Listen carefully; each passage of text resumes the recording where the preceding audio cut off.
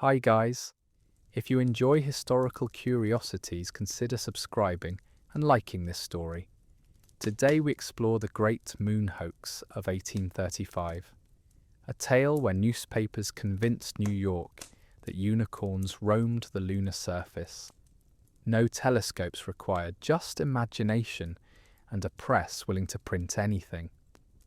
In August 1835, the New York Sun began publishing a series of articles about astonishing discoveries on the moon. The stories claimed that Sir John Herschel, a respected astronomer, had observed exotic creatures through a revolutionary telescope. These included winged humanoids, bison-like beasts, and temples made of sapphire. The articles were presented as factual reports, complete with technical jargon to sound credible. Readers devoured every word, unaware they were reading fiction crafted by an anonymous writer. The Sun was a penny paper, a cheap daily aimed at working-class readers. Its editor, Benjamin Day, understood the power of sensationalism. During this era, newspapers often exaggerated stories to boost sales. However, the moon hoax stood out for its audacity.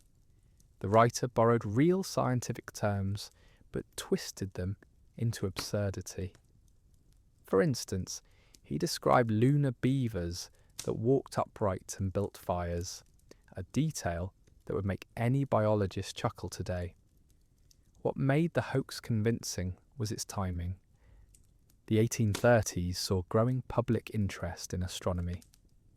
People trusted scientists like Herschel, who had indeed made real discoveries. The articles mimicked academic language, citing fictional journals and precise measurements. One passage described a species of deer with translucent horns, grazing near crystalline lakes. It sounded plausible enough for those unfamiliar with basic physics. The writer never expected the story to spiral so wildly. Initial reactions were cautious curiosity, but as more installments appeared, crowds gathered outside the Sun's office, eager to buy copies. Vendors sold reprints at double the price. Some believers even planned expeditions to the moon, though they hadn't yet invented rockets. The absurdity reached its peak when a preacher denounced the articles as heretical, arguing that lunar temples contradicted biblical teachings. Behind the scenes, the Sun's staff worked tirelessly to maintain the illusion. They reused woodcut illustrations from older issues, claiming they depicted lunar landscapes. A typesetter later admitted they chose the most dramatic phrases to maximize impact.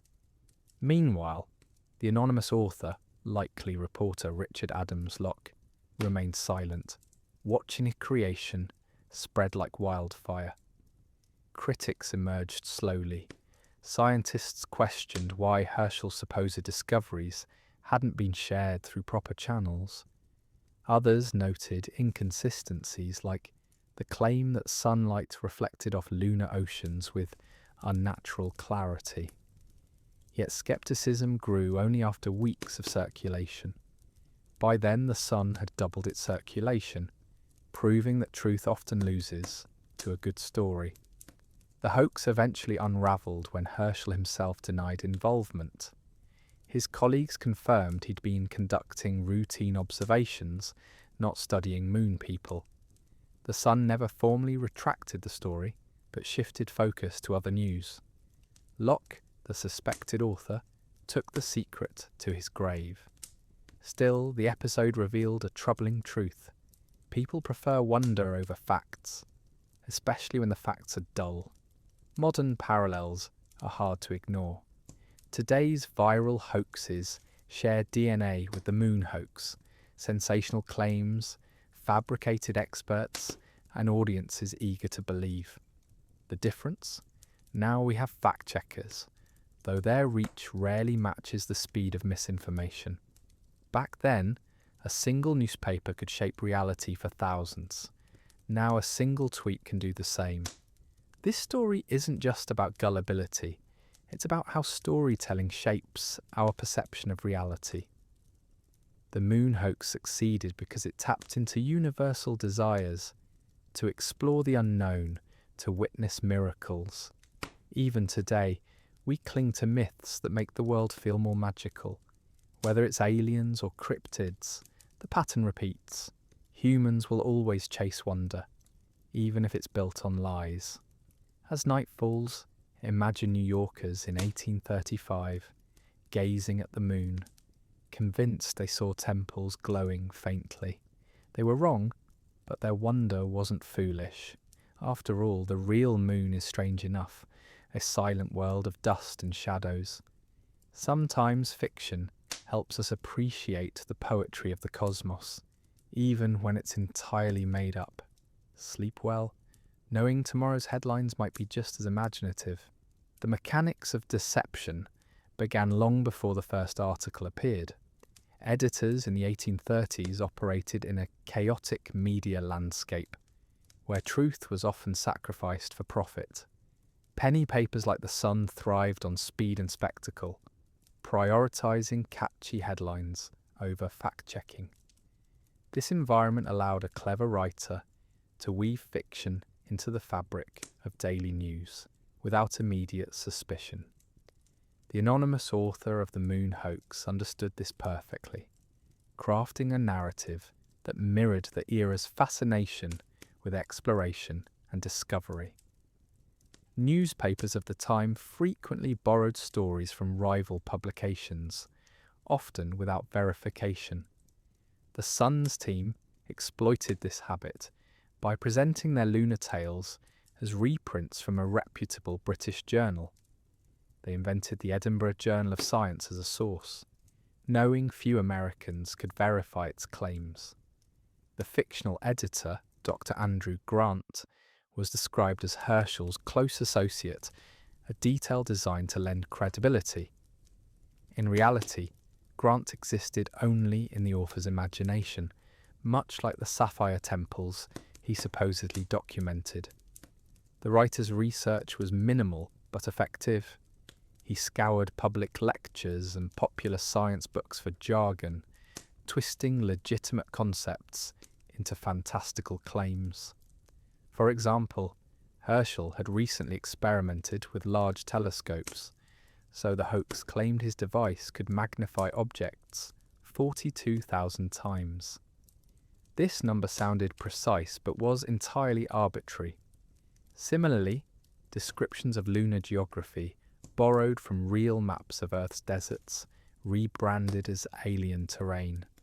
The author even included fake measurements, distances, temperatures, mineral compositions to create an illusion of rigour. Sarcasm drips from the historical record when considering how easily readers accepted these details. One passage described a herd of moon goats leaping between crystalline cliffs, their hooves sparking tiny flames. Modern readers might laugh, but in 1835, such imagery felt plausible to those who'd never seen a telescope's lens. The writer knew his audience, city dwellers, hungry for wonder, but lacking scientific literacy. He fed them just enough realism to suspend disbelief, like seasoning a dish with salt. Too little, and it's bland. Too much, and it's inedible. The hoax's structure was carefully calculated. Articles were released gradually, each installment building on the last. First came technical descriptions of the telescope, then vague hints of life, followed by vivid encounters with creatures.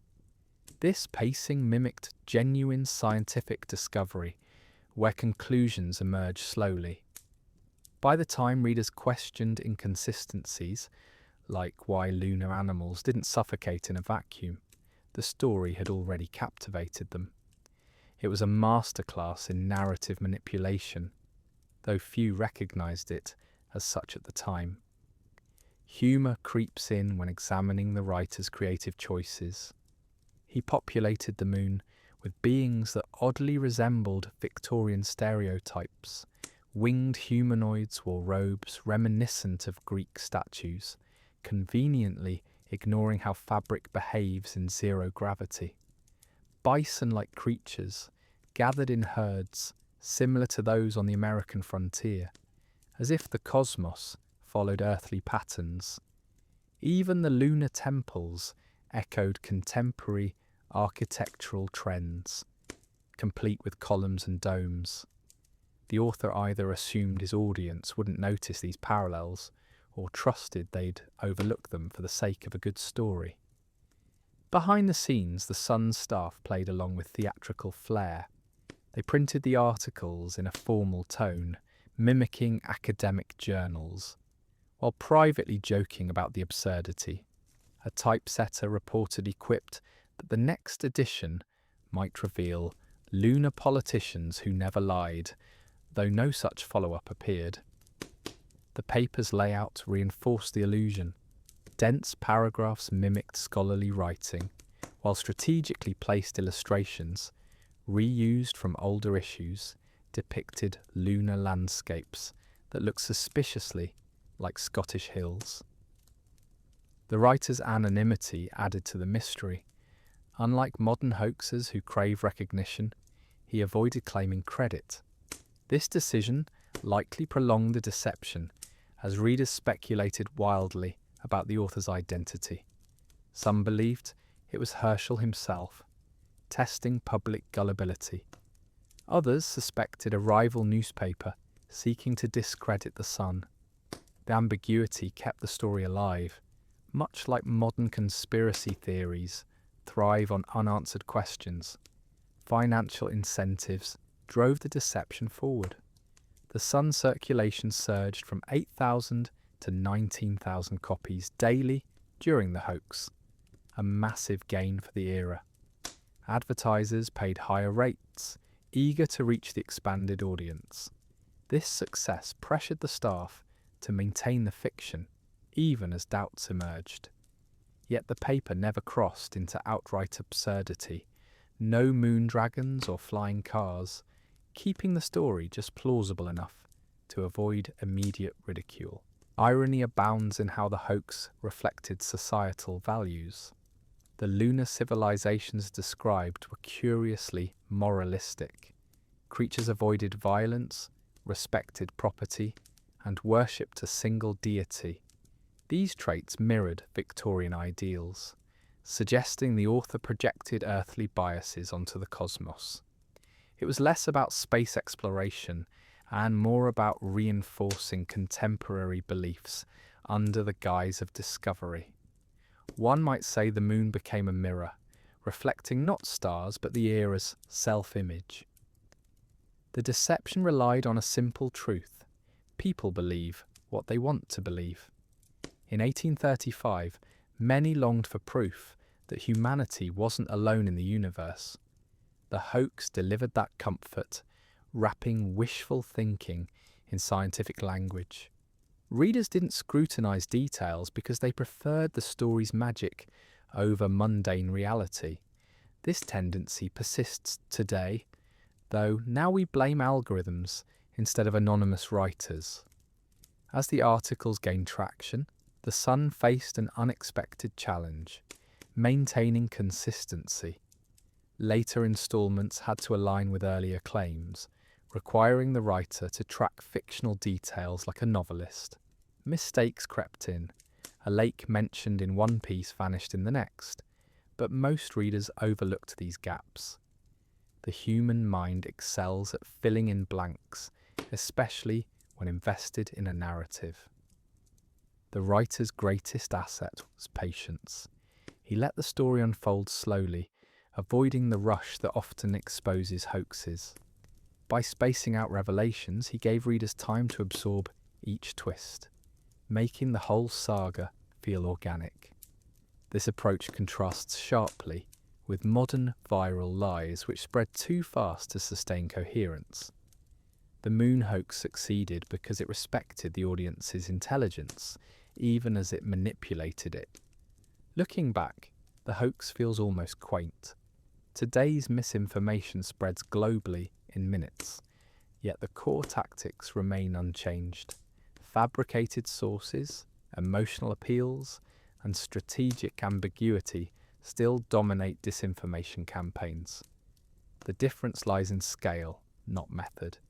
One wonders what the Sun staff would do with social media, a thought both amusing and unsettling. The moon hoax wasn't born from malice, but from a mix of ambition and opportunism. The writer likely saw it as harmless fun, a way to boost sales without harming anyone. In that sense, it mirrored the playful spirit of early journalism, where boundaries between fact and fiction were fluid. Blame is hard to assign when the audience willingly suspended disbelief. The fabricated lunar world expanded with each new installment, introducing elements that stretched credulity yet felt oddly familiar. One article described vast forests of glass-like trees, their branches chiming softly in the non-existent wind. Another claimed rivers of liquid mercury flowed uphill, defying gravity in ways that would make modern physicists smirk. The writer's imagination knew no bounds, yet every detail carried a subtle echo of earthly biases, proof that even in fantasy, humans project their own realities onto the unknown. A particularly absurd passage depicted lunar vespertilios, bat-like creatures with human faces and wingspans wider than carriage doors. These beings supposedly communicated through melodic whistles, a trait conveniently mirroring Victorian fascination with music as a universal language. The author added that they wore robes woven from moonbeams, a detail so poetically vague it bypassed skepticism entirely. Readers pictured elegant figures gliding through silver mist, unaware that actual bat physiology would make such attire impractical, if not comical. Temples made of pearlized stone featured prominently in later articles. Unlike the sapphire structures mentioned earlier, these were said to glow faintly at night, illuminating ceremonial grounds where lunar inhabitants performed rituals. The ceremonies themselves bore striking resemblance to Anglican church services, complete with hymns and orderly processions. It was as if the author assumed extraterrestrial life would naturally adopt Earth's religious norms, a projection so transparent it bordered on self-parody. One historian later joked that the only missing element was a lunar vicar collecting tithes in stardust. Animal behaviour provided further comedic fodder. A segment on moon squirrels claimed they stored sunlight in hollowed rocks to survive the 2-week-long nights. Another described amphibious creatures that hopped between liquid mercury pools, their skin shimmering like polished brass. These descriptions borrowed heavily from natural history books of the era, but twisted facts into absurdity. For instance, real squirrels do hoard food, but storing literal light required a leap of logic even Tonghua writers might question. Geographical inconsistencies abounded. One article placed volcanic mountains near polar ice caps, ignoring basic climatology. Another asserted that lunar deserts contained crystalline oases where water existed in solid, liquid, and gaseous forms simultaneously, a phenomenon contradicting known physics. Yet readers accepted these contradictions because the language mimicked scientific discourse. Phrases like refractive index of lunar quartz sounded authoritative, masking the underlying nonsense. It was akin to dressing a squirrel in a top hat and calling it a diplomat. Humour emerges when examining how the hoax reflected contemporary anxieties. The lunar society described was eerily orderly. No crime, minimal conflict, and abundant resources. This utopian vision likely appealed to urban dwellers, enduring chaotic industrialization. By projecting an idealized version of Earth onto the moon, the author tapped into collective yearning for stability. One might argue the hoax succeeded not because people were gullible, but because they were exhausted by reality. Sarcasm lingers in the writer's treatment of lunar technology. He describes solar mirrors used to concentrate sunlight for heating, a concept plausible enough to seem credible. Yet these mirrors supposedly covered entire valleys and required no maintenance, a logistical impossibility even by 19th century standards. The oversight was deliberate.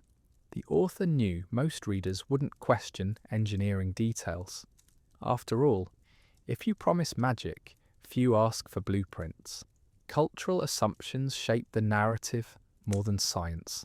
Lunar inhabitants were depicted as racially homogeneous, with skin tones resembling polished bronze statues.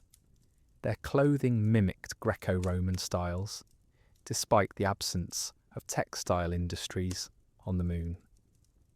Even their architecture followed Palladian principles, as though cosmic builders consulted Earth's architectural manuals. The writer either lacked imagination or assumed his audience preferred comfort over creativity, a gamble that paid off handsomely. The hoax's longevity relied on strategic vagueness. When pressed for specifics, the author retreated behind phrases like, according to Dr. Grant's unpublished notes. This tactic created an illusion of depth while avoiding verifiable claims. Modern readers might recognise this as a classic deflection strategy, but in 1835, such ambiguity felt scholarly rather than evasive. It was the intellectual equivalent of saying, "Trust me, I read a book once." Financial motives occasionally peeked through the fiction.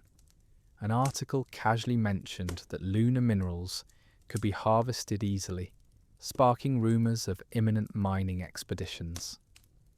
While no such ventures materialised, the suggestion boosted sales by appealing to speculators. The Sun staff likely chuckled at how readily greed overrode logic, a dynamic still observable in cryptocurrency trends today. Satirical undertones surfaced in descriptions of lunar governance. The moon was said to be ruled by a council of elders who resolved disputes through poetry competitions.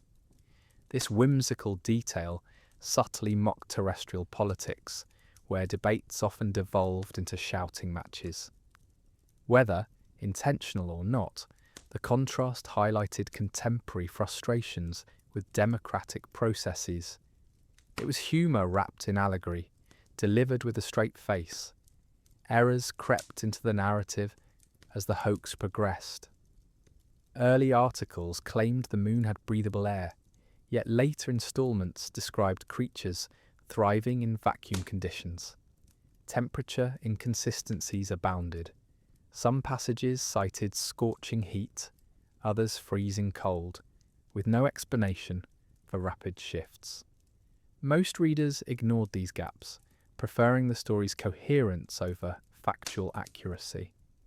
The human brain excels at rationalizing contradictions when invested in a narrative. The writer's understanding of audience psychology proved masterful.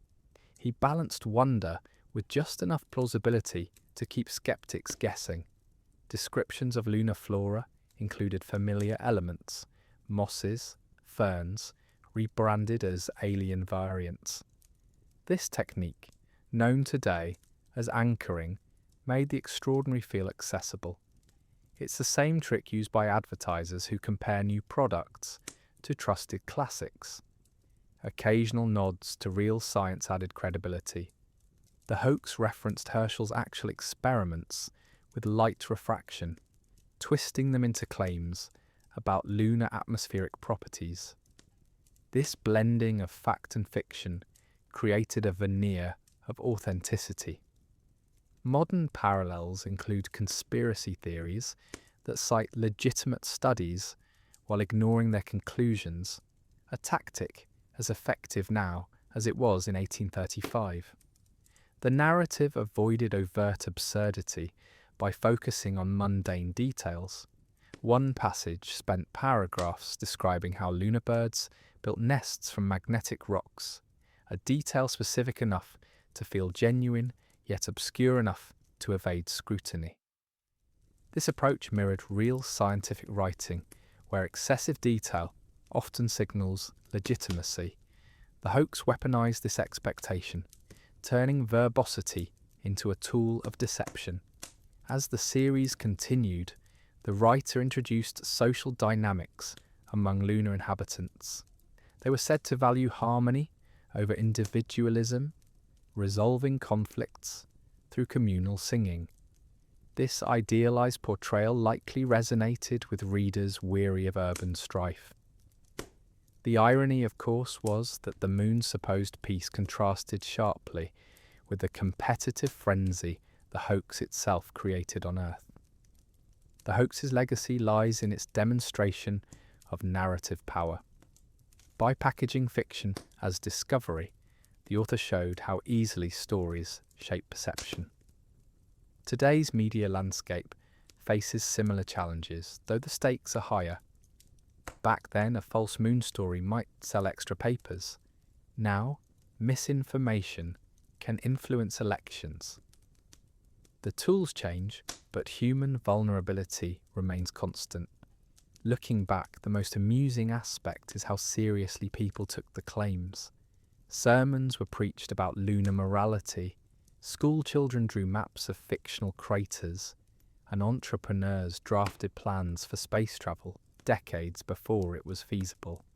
The episode reminds us that enthusiasm, unchecked by skepticism, often leads to collective folly. Yet without that enthusiasm, progress might stall, a paradox as relevant today as in 1835. Reactions beyond New York revealed the hoax's unintended global ripple effect.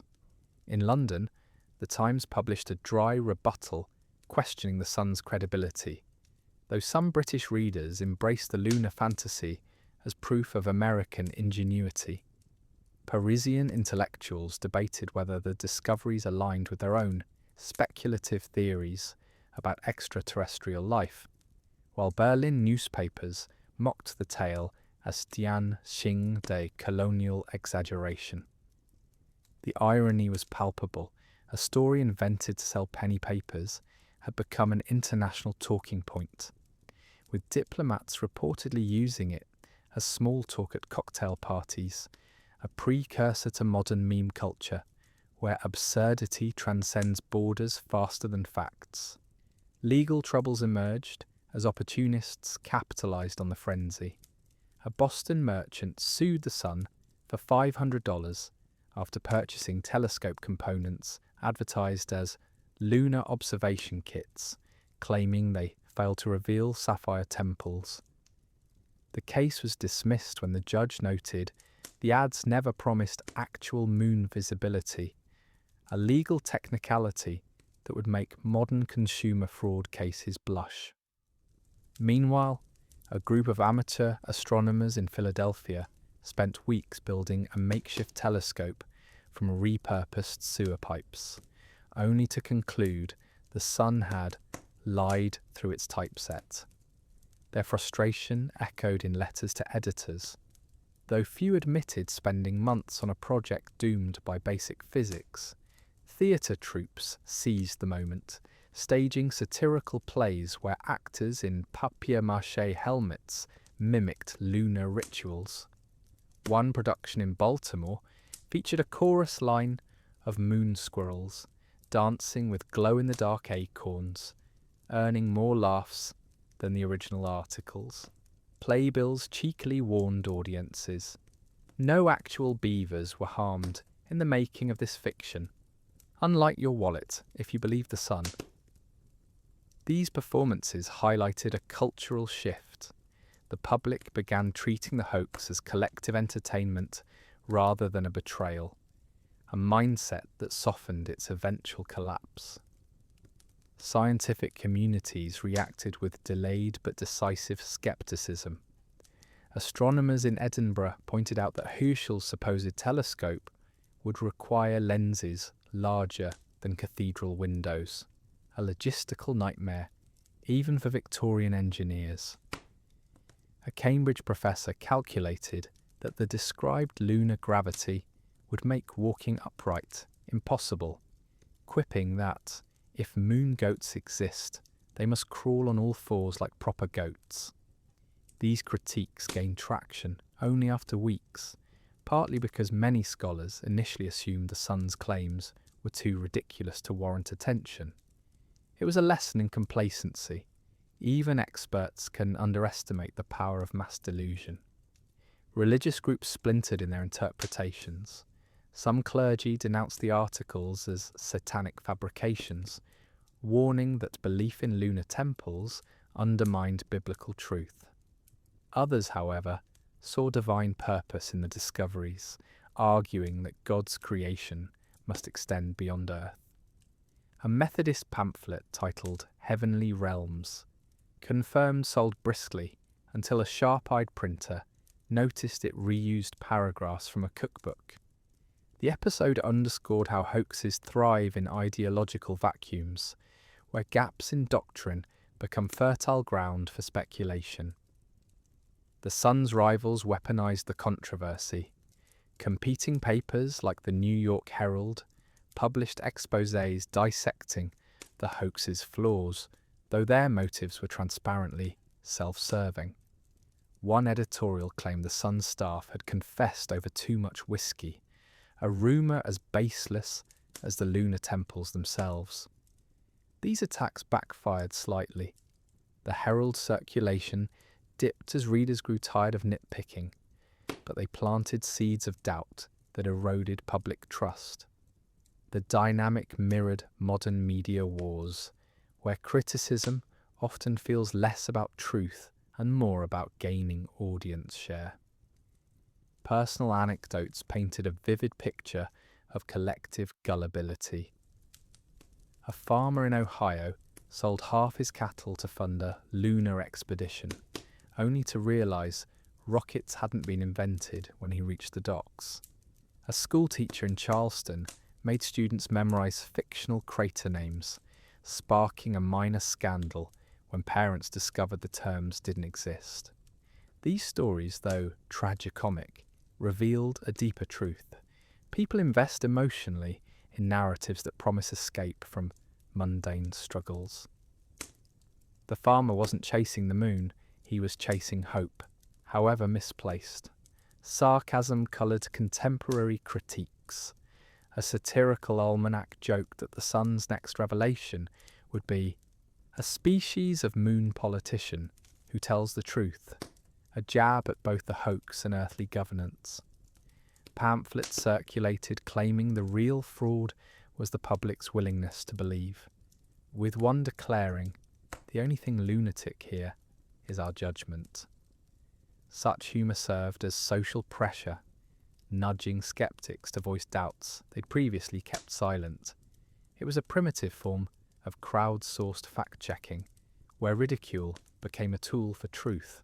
The hoax inadvertently boosted amateur science. Libraries reported surges in astronomy book loans, and public lectures on celestial mechanics filled venues normally reserved for political rallies. While some attendees sought proof of lunar civilizations, most left with a genuine interest in real astronomy, a silver lining the sun never intended. Educators noted a paradox. Misinformation could spark curiosity even if it started with falsehoods. Today's science communicators face a similar dilemma, balancing engagement with accuracy in an age of viral myths. Economic fallout hit niche markets. Telescope manufacturers saw sales spike, only to face angry returns when customers realised their purchases couldn't pierce the heavens. A Brooklyn optician advertised Herschel-approved lenses before being forced to retract the claim, though he quietly kept the slogan for years. The episode foreshadowed modern influencer culture, where associations with trends, even fabricated ones, drive short-term profits regardless of longevity. Cultural artifacts from the era reveal how deeply the hoax permeated daily life. Sheet music titled Lunar Waltz sold moderately well, its lyrics referencing crystalline shores where moon goats frolic.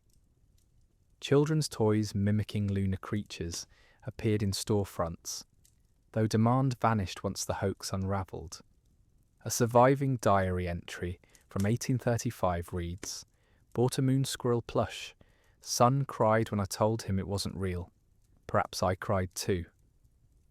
The human cost of deception often hides in such quiet moments. The Sun's editorial team remained unapologetic, framing criticism as jealousy from elitist rivals.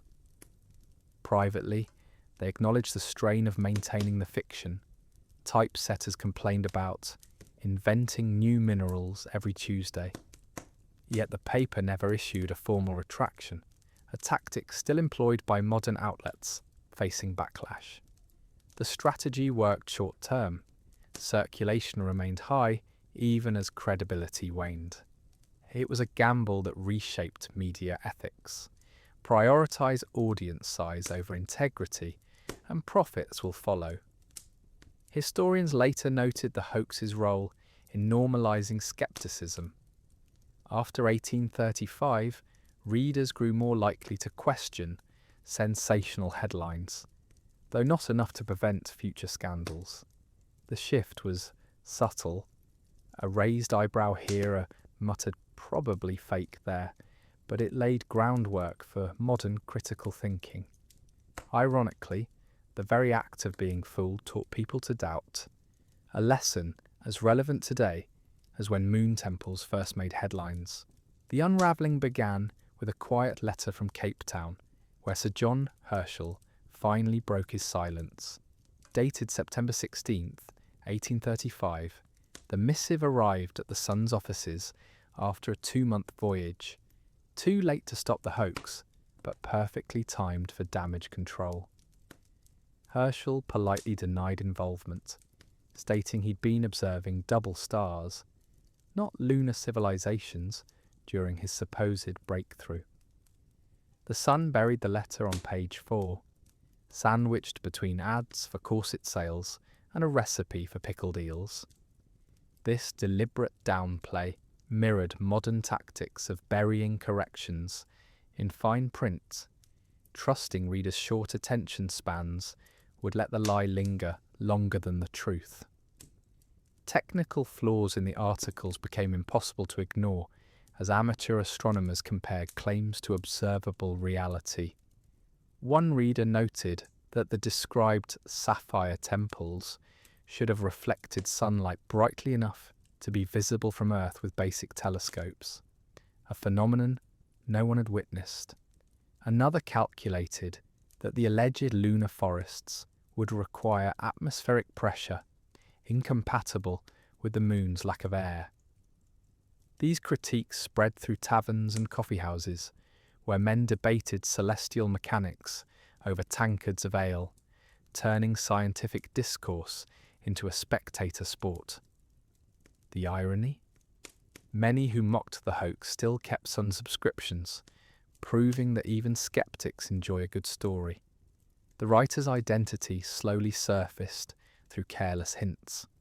Colleagues recalled Richard Adams Locke borrowing Herschel's published works from the New York Society Library under false pretenses. A typesetter's diary mentioned Locke's moon nonsense during a drunken rant, though the entry was later scratched out, likely under editorial pressure. Locke himself remained silent, but his subsequent career betrayed guilt. He left journalism for railroad accounting, a field where numbers rarely lied. Modern readers might call this a tell, but in 1835, career shifts were common enough to avoid suspicion. Satirical magazines accelerated the hoax's demise by weaponizing humour. The Spirit of the Times published a fake interview with a lunar correspondent who claimed moon squirrels now boycotted Sun readers for doubting their existence.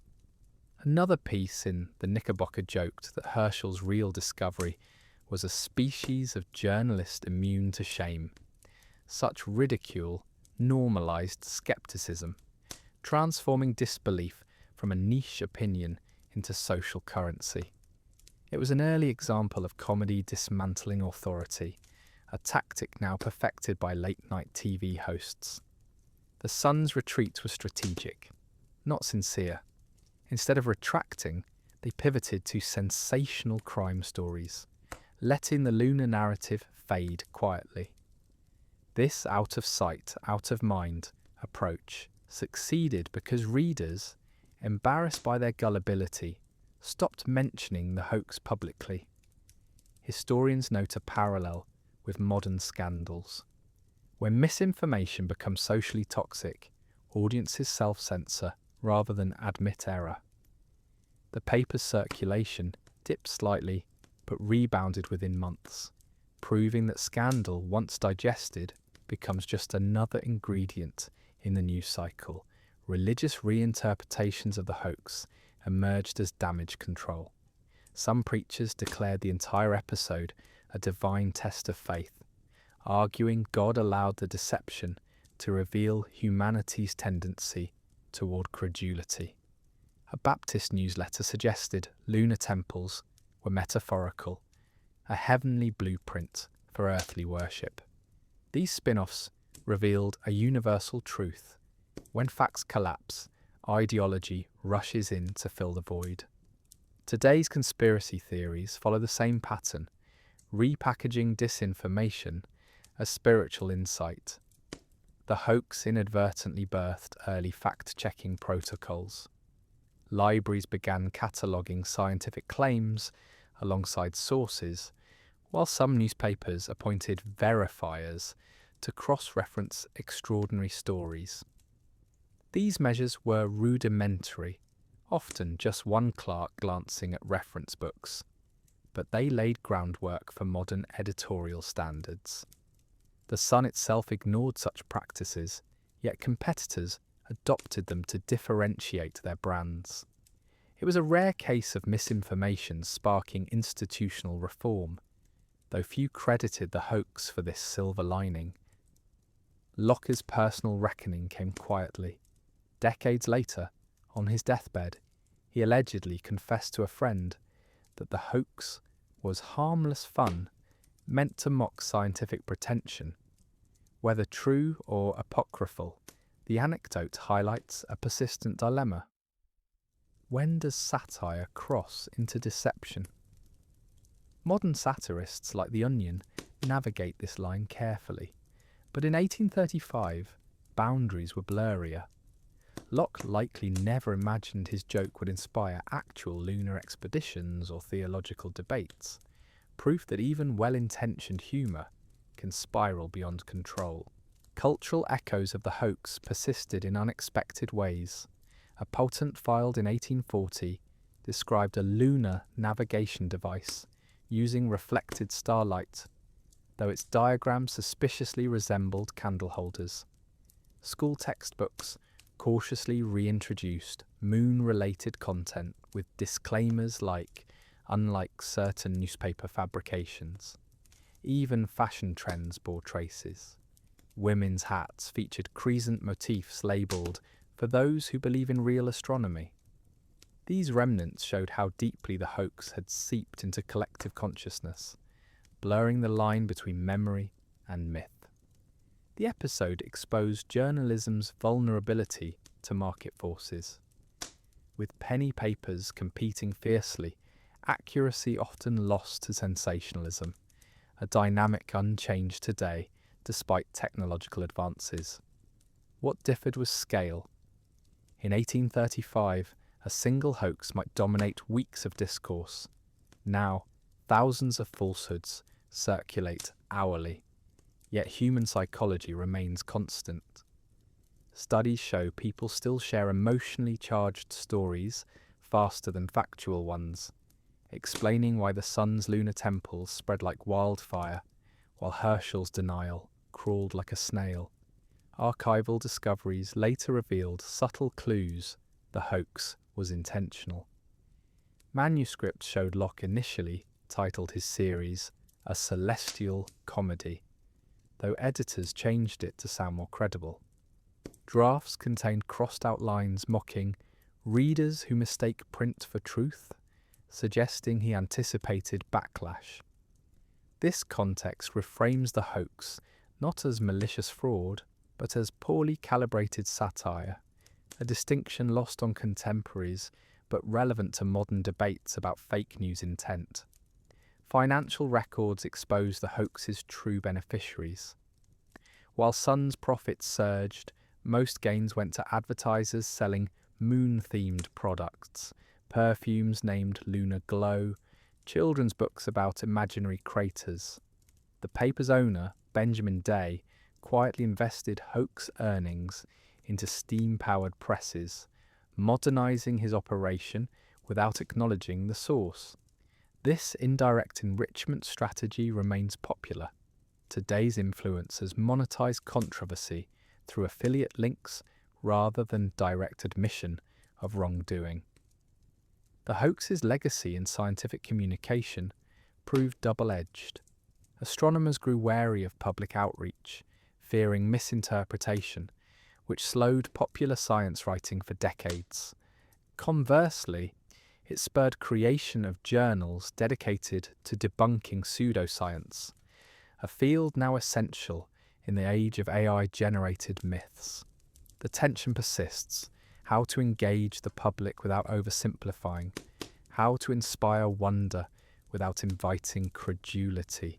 The Sun's reputation survived the hoax with superficial scars but deep institutional scars. While circulation rebounded within months, trust eroded in ways no ledger could measure. Advertisers grew wary of associating with a paper known for fabrications, shifting budgets to rivals like the Herald, who touted their factual rigour. The shift was subtle: a decline in high-end fashion ads, a rise in patent medicine promotions, but it signalled a quiet realignment. Penny papers could afford sensationalism, but credibility still mattered to those selling luxury goods. The Sun adapted by doubling down on crime stories and political scandals, proving that audiences forgive lies if the next headline is juicier than the last. Locke's absence from the fallout became its own narrative. Unlike modern hoaxers who monetize infamy through podcasts or merchandise, he vanished into railroad accounting, a profession as mundane as his lunar fabrications were fantastical. Rumours swirled that he'd been paid a mere $50 for the series, a sum so small it bordered on insult, but no records confirmed this. His silence spoke volumes. He understood the story's power lay in its mystery, and breaking it would diminish both the hoax and his own legacy. Today's influencers might call this mystery marketing, but in 1835 it was simply self-preservation. The hoax's blueprint for deception became a template for future generations. By the 1840s, rival papers mimicked its structure: pseudo-scientific jargon, fabricated experts, gradual revelation of absurd claims. A Boston Gazette once claimed scientists had discovered magnetic caves beneath Niagara Falls, complete with fictional diagrams. The public grew savvier, yet the formula persisted because it tapped into a timeless vulnerability: the human craving for wonder packaged as fact. Modern parallels are unavoidable. Viral health scams often follow the same arc, blending plausible science with miraculous promises. The difference? Today's hoaxes spread faster but die quicker, drowned in the next news cycle. Legal systems lagged behind the chaos. No laws existed to penalise journalistic fraud, as newspapers were seen as entertainment rather than information sources. This loophole allowed the Sun to evade accountability, though it faced occasional lawsuits from disgruntled readers. One case involved a widow who sued after her late husband wasted savings on Lunar mineral investments. The judge dismissed it, ruling that gullibility is not a legally protected class, a phrase that would haunt consumer protection debates for decades. The absence of regulation created a wild west of misinformation, where ethical boundaries were defined by profit margins alone. Cultural memory softened the hoax's edges over time. By the 1850s, it was retold as a charming anecdote at dinner parties, stripped of its initial harm. School books referenced it as a lesson in critical thinking, though few students grasped the irony of learning skepticism from a fabricated event. Even The Sun occasionally reprinted excerpts during slow news weeks, billing them as historical curiosities. This repackaging revealed a disturbing truth.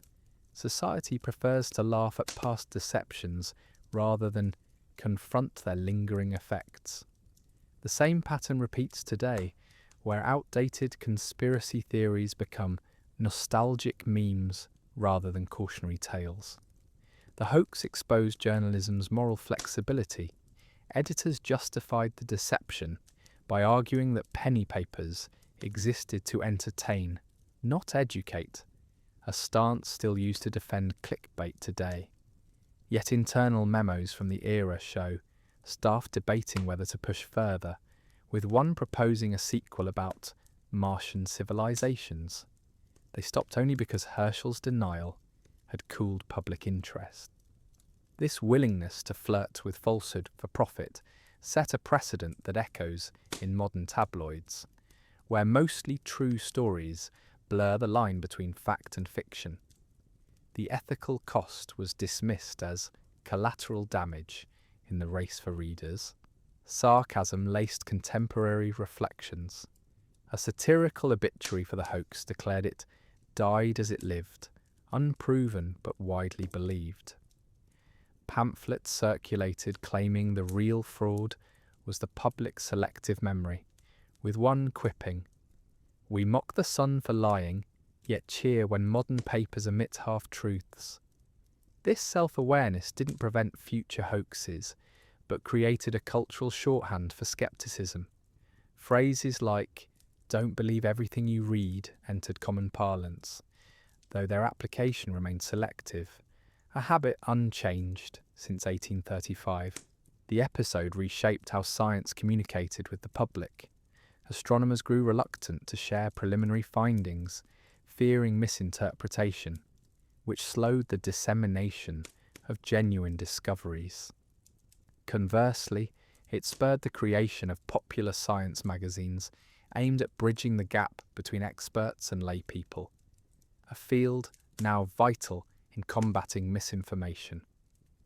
The tension remains unresolved: how to simplify complex ideas without inviting distortion.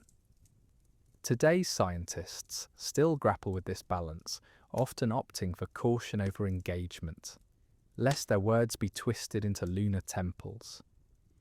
Economic ripple effects lingered in niche markets. Telescope sales stabilised, but never regained pre-hoax levels, as amateur stargazers remained wary of exaggerated claims.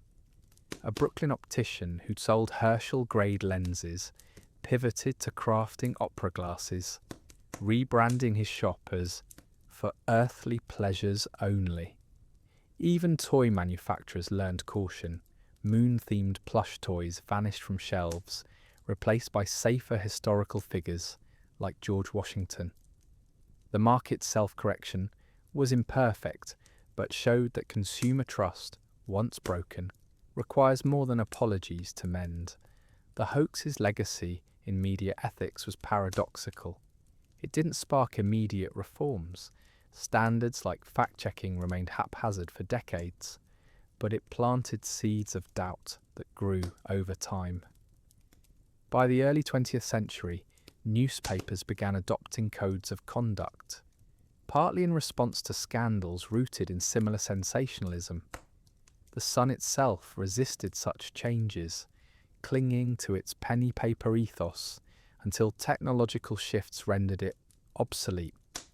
Its decline wasn't caused by the hoax, but by failing to adapt to an era where audiences demanded both entertainment and accountability, a lesson modern outlets ignore at their peril.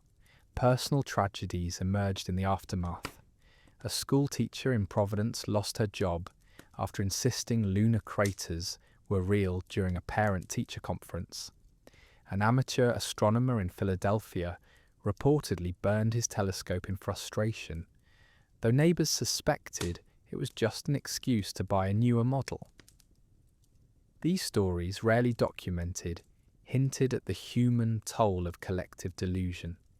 The hoax wasn't merely a joke. It disrupted lives, strained relationships, and wasted resources, all for a story nobody could verify. Modern parallels deepen the irony. Social media algorithms now prioritize content that sparks outrage or wonder, mirroring the Sun's playbook. A viral post about alien artifacts on the moon would spread faster than Herschel's denial ever could.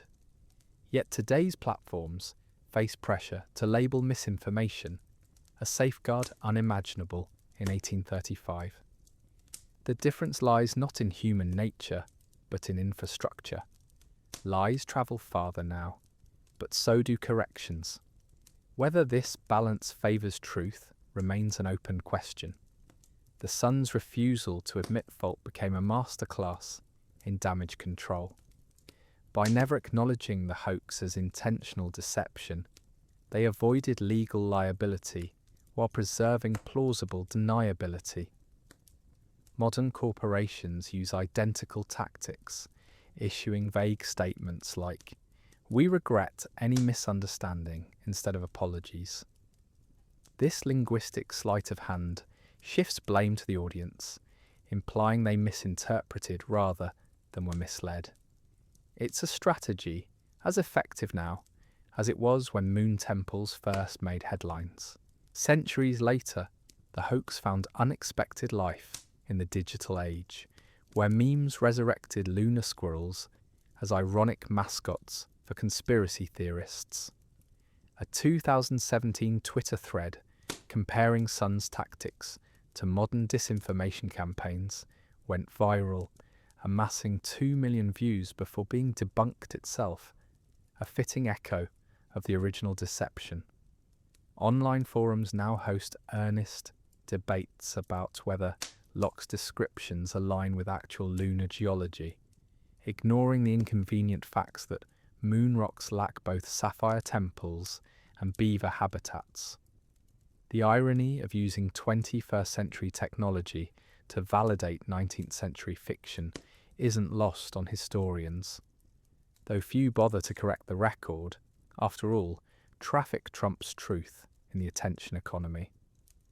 Literary echoes of the hoax surfaced in obscure corners of Victorian fiction. A forgotten 1842 novel, titled The Sapphire Dominion, lifted entire passages from the Sun articles, repackaging them as a traveller's diary. The author, one Elias Thorne, never admitted plagiarism but died penniless, suggesting the public's appetite for lunar fantasies had already peaked. Modern readers might call this copyright infringement, but in an era before international publishing laws, borrowing stories was standard practice. The novel's sole legacy is a single line quoted in a 1920s anthropology paper. Even in falsehood, humanity reaches for the stars, a sentiment both poetic and painfully naive.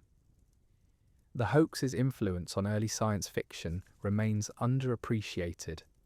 Edgar Allan Poe, then a struggling writer, reportedly seethed when the Sun series overshadowed his own lunar tale, the unparalleled adventure of One Hans Pfaall.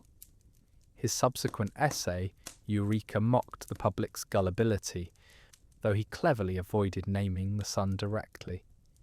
Jules Verne later admitted the hoax shaped his approach to blending fact and fiction, noting how Locke's careful lies made readers suspend disbelief more effectively than outright fantasy. This lineage birthed a genre where scientific plausibility became as crucial as plot, a standard still upheld by modern sci-fi auteurs, even as they recycle the same lunar tropes. Archival discoveries in 2007 revealed Locke's hidden hand in the hoax's aftermath. A letter to his brother confessed he'd anonymously funded a small observatory in upstate New York, joking that moonlight observations require no temples. The facility, shuttered by 1850, was recently restored as a tourist attraction, now offering hoax-themed stargazing nights. Visitors sip cider while guides recount the 1835 deception, deliberately blurring lines between education and entertainment. Critics argue this trivializes scientific history, but attendance records suggest the public prefers their lessons wrapped in whimsy, a dynamic unchanged since penny papers ruled the streets. The hoax's ghost lingers in legislative blind spots. When lawmakers drafted early 20th century libel laws, they focused on defamation of individuals, not institutional deception. This gap allowed tabloids to thrive by targeting abstract concepts like public morality rather than specific people. Modern regulators face similar challenges with AI-generated content, where accountability evaporates when no human author exists. A 2022 EU proposal to label synthetic media drew comparisons to Herschel's ignored denial, a reminder that solutions often lag behind the machinery of deception by decades. Cultural reinterpretations of the hoax reveal shifting societal anxieties. In the 1950s, Cold War paranoia reframed it as a cautionary tale about Soviet misinformation tactics. By the 1990s, New Age movements embraced it as evidence of suppressed lunar civilizations, ignoring the satire entirely. Today, flat earthers cite the hoax to prove NASA's moon landings were faked, a logical leap so absurd Locke himself might have rejected it. Each era moulds the story to fit its fears, proving that hoaxes, once unleashed, become cultural clay shaped by whoever holds the narrative. The Sun's printing press, salvaged from a Brooklyn warehouse in 1983, now sits in a Manhattan museum with a plaque reading, "This machine sold 19,000 lies before breakfast." School children giggle at the exhibit, unaware their smartphones spread falsehoods at a rate Locke could never imagine. A nearby touchscreen displays real-time data on viral misinformation, updating every 15 seconds. The juxtaposition is unintentionally profound. Where once a single press-shaped public opinion, now millions of devices do the same work in milliseconds. The only constant is human vulnerability to a well-told story. Satirical tributes keep the hoax alive in unexpected ways. A 2019 indie film depicted Locke as a time-travelling journalist who plants the hoax to fund his return to the future. A plot so meta, it would make modern audiences dizzy. Broadway producers nearly optioned a musical titled Moonlight Sonata, featuring tap-dancing beavers and a chorus of skeptical astronomers. The project stalled when focus groups found the premise too ridiculous, unaware they were echoing 1835 critics. Such homages highlight a paradox. Society mocks historical gullibility while repeating its mistakes with fresh enthusiasm. The hoax's legacy in education is quietly revolutionary. Teachers use it to demonstrate confirmation bias, showing how readers latched onto details that fit their worldview while ignoring contradictions. A popular classroom exercise asks students to spot errors in a fabricated lunar report. Most miss the fact that moon goats require oxygen to survive. Psychologists note this mirrors modern social media behaviour, where users share articles after reading only headlines. The lesson sticks better because it's wrapped in a story, proving Locke's greatest insight. Deception works best when disguised as discovery. Architectural remnants of the hoax persist in subtle forms. A Brooklyn church built in 1845 features stained glass windows depicting lunar evangelists, winged figures holding telescopes, a nod to the era's fascination with celestial religion. Urban explorers recently discovered a basement vault in Manhattan labelled Herschel's Observatory, though it contains only dusty bottles of 19th century wine. These physical traces remind us that hoaxes don't vanish. They fossilise into cultural artefacts, waiting for new generations to reinterpret them through modern lenses. The hoax inadvertently pioneered modern marketing psychology. Locke's gradual revelation of absurd claims mirrors today's drip content strategies, where influencers tease scandals over weeks to maximise engagement. His use of fake experts anticipated influencer culture, where credibility hinges on perceived authority rather than verified expertise. Even the Sun's refusal to retract parallels modern brand management, where apologies are avoided to preserve mystique. Marketers now study the hoax as a case study in viral storytelling, though they rarely admit its ethical cost. Personal artifacts from the era reveal forgotten casualties.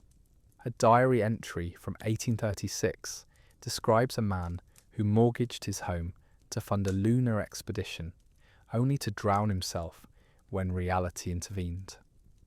Another recounts a woman who abandoned her engagement after her fiancé mocked her belief in moon temples. These tragedies, buried in archives, remind us that hoaxes inflict real harm, a truth often glossed over in light-hearted retellings. The Sun staff likely never considered such consequences, too focused on next week's circulation numbers to care about broken lives. The hoax's survival stems from its adaptability. In the radio era, it was rebroadcast as a Halloween special. During the space race, it became a punchline about over-ambitious science. Each medium reshapes the story to fit its constraints, yet the core remains unchanged. A public eager to believe and storytellers willing to oblige. This symbiosis explains why the hoax still resonates. It's not about the moon at all, but about the timeless dance between truth and desire. Modern fact-checkers face a dilemma Locke would recognise. Debunking requires more effort than spreading lies, a reality unchanged since 1835. A single viral post can reach millions in minutes, while corrections crawl through bureaucratic channels.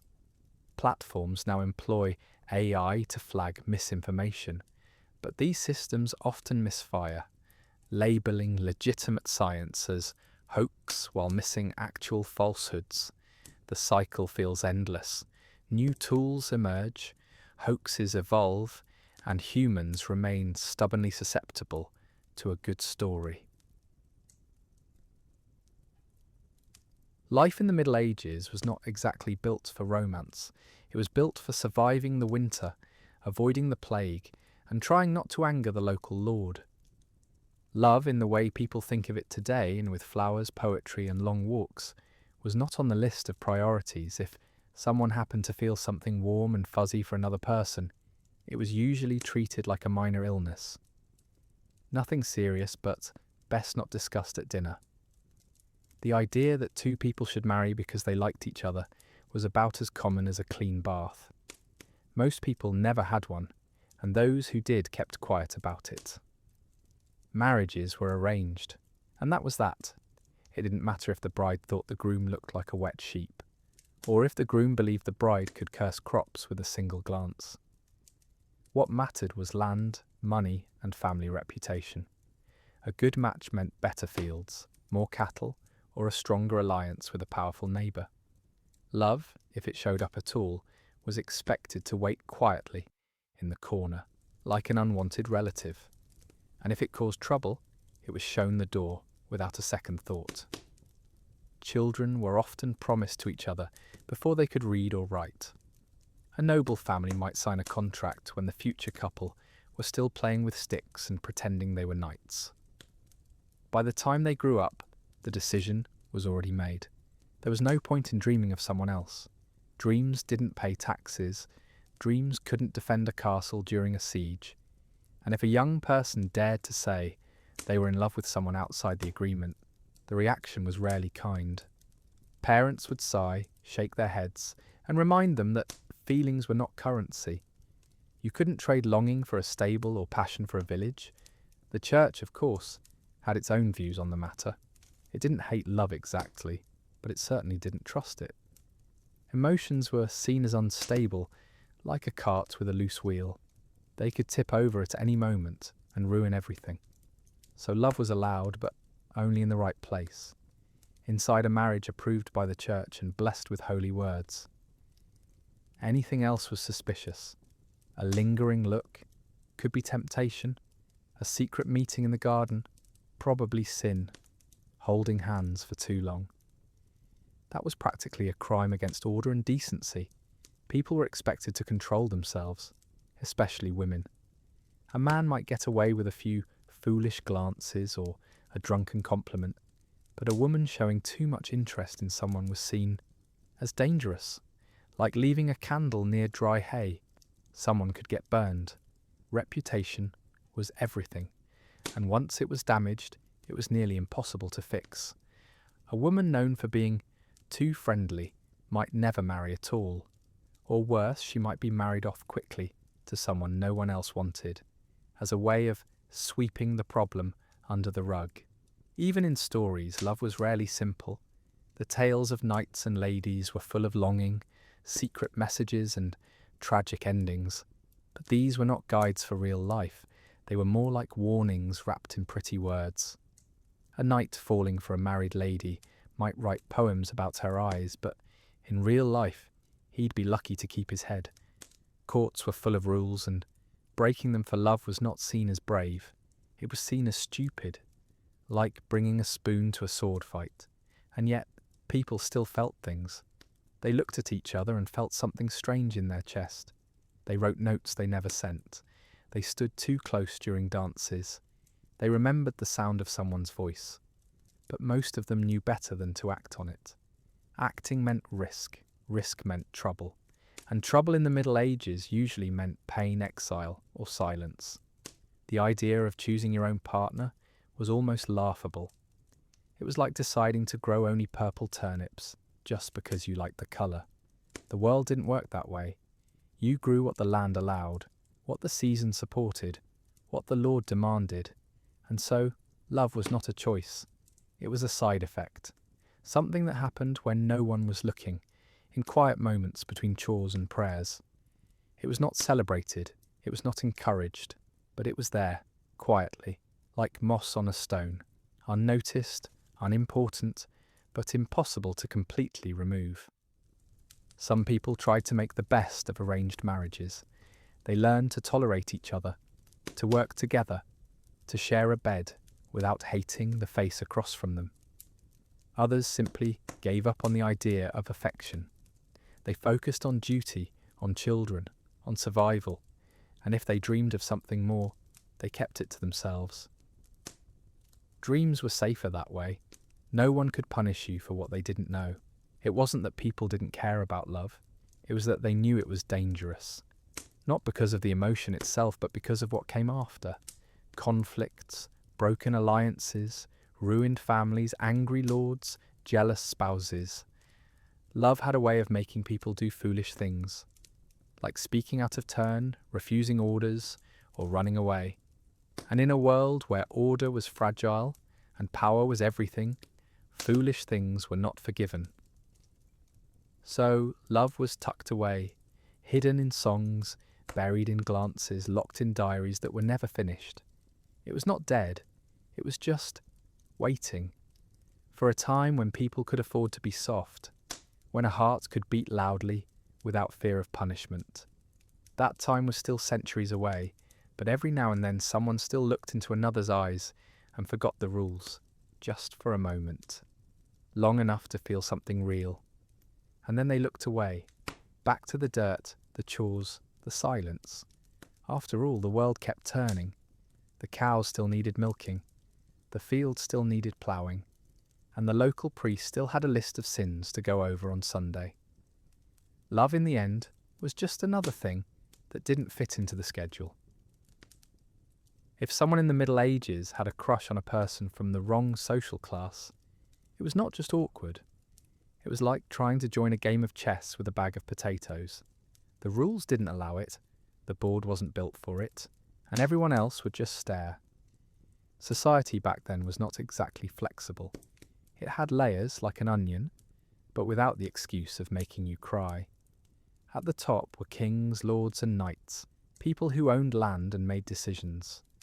Below them came the clergy, who prayed and reminded everyone else to behave. Then came the merchants, who counted money and tried not to offend anyone important.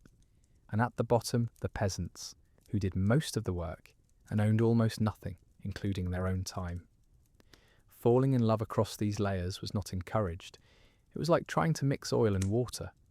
The two might end up in the same bowl, but they would never become one.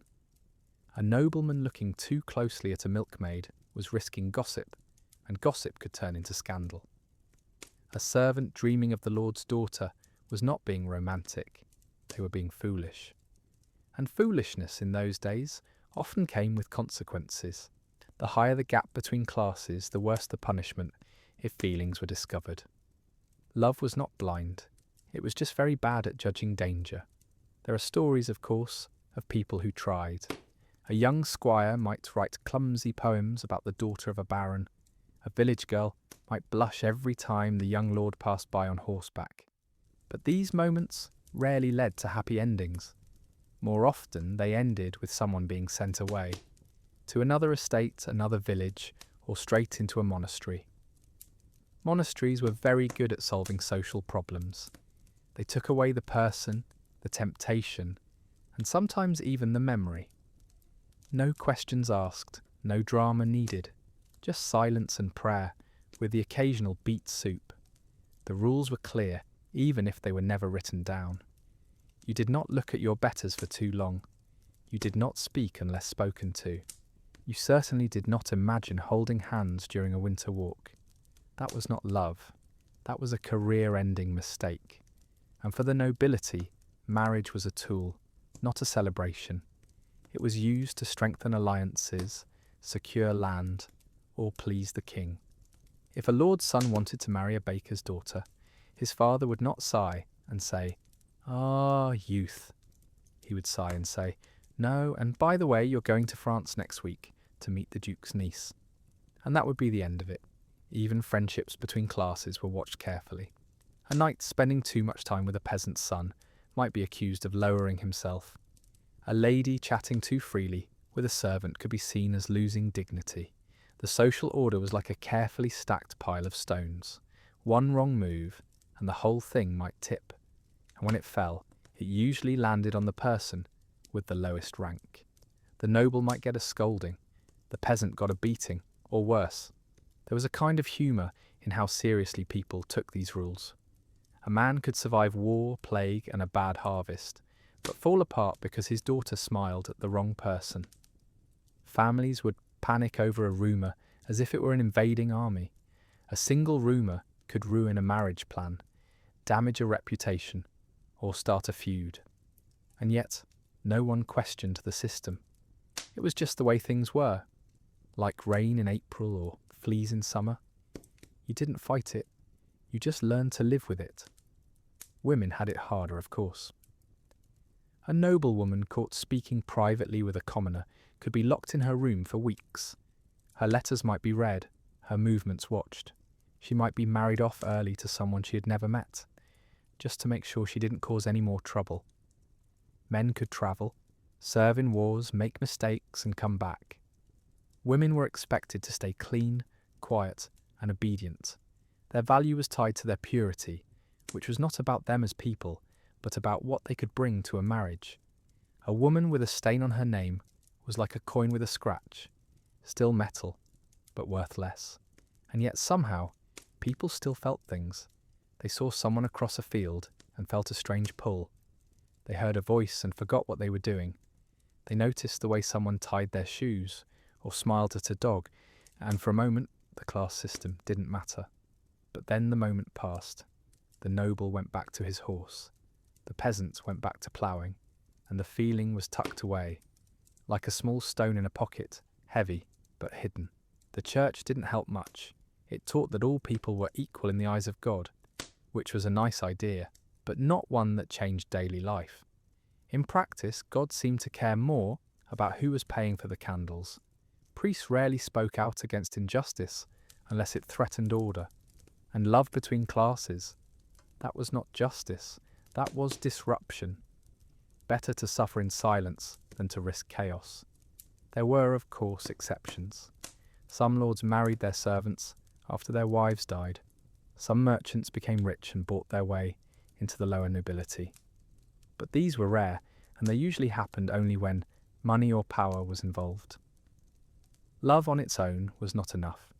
It didn't open doors, it didn't win battles, it didn't feed an army, so it was ignored or punished.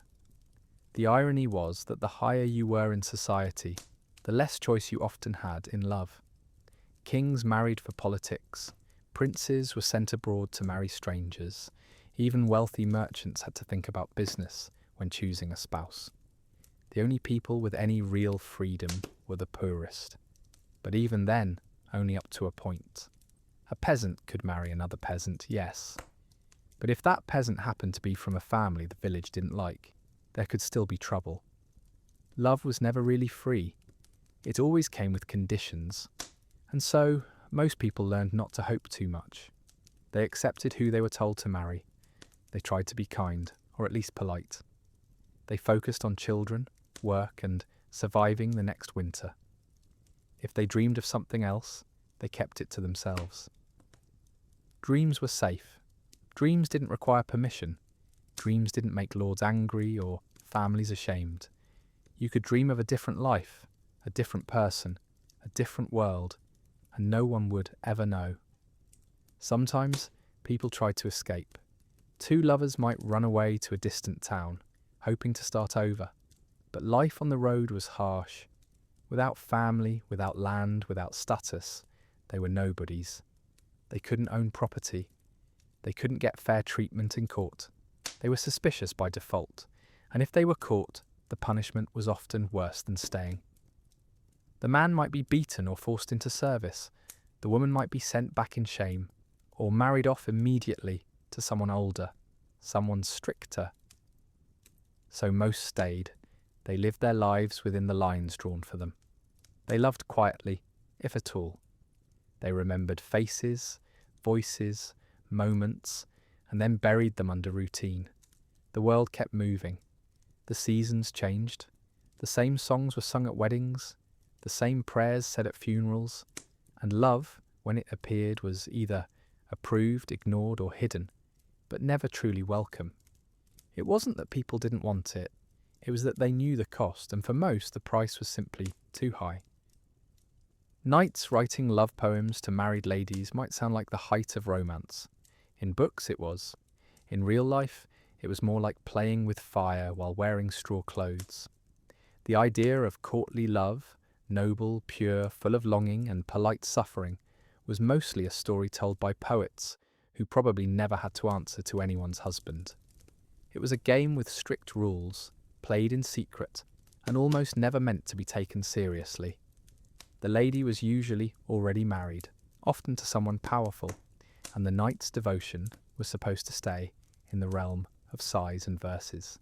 If it stepped into the real world, someone usually ended up hurt. These poems and songs were everywhere. A knight might spend weeks composing a ballad about the way his lady's hair caught the sunlight, or how her voice made birds forget to sing. He might dedicate it to her during a feast, with a bow and a dramatic pause. Everyone would clap. The husband might even smile.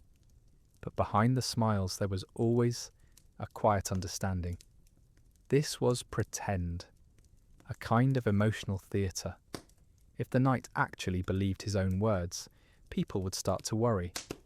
Not because they cared about the marriage, but because drama was bad for order, and order was everything. The husband, of course, was rarely the fool.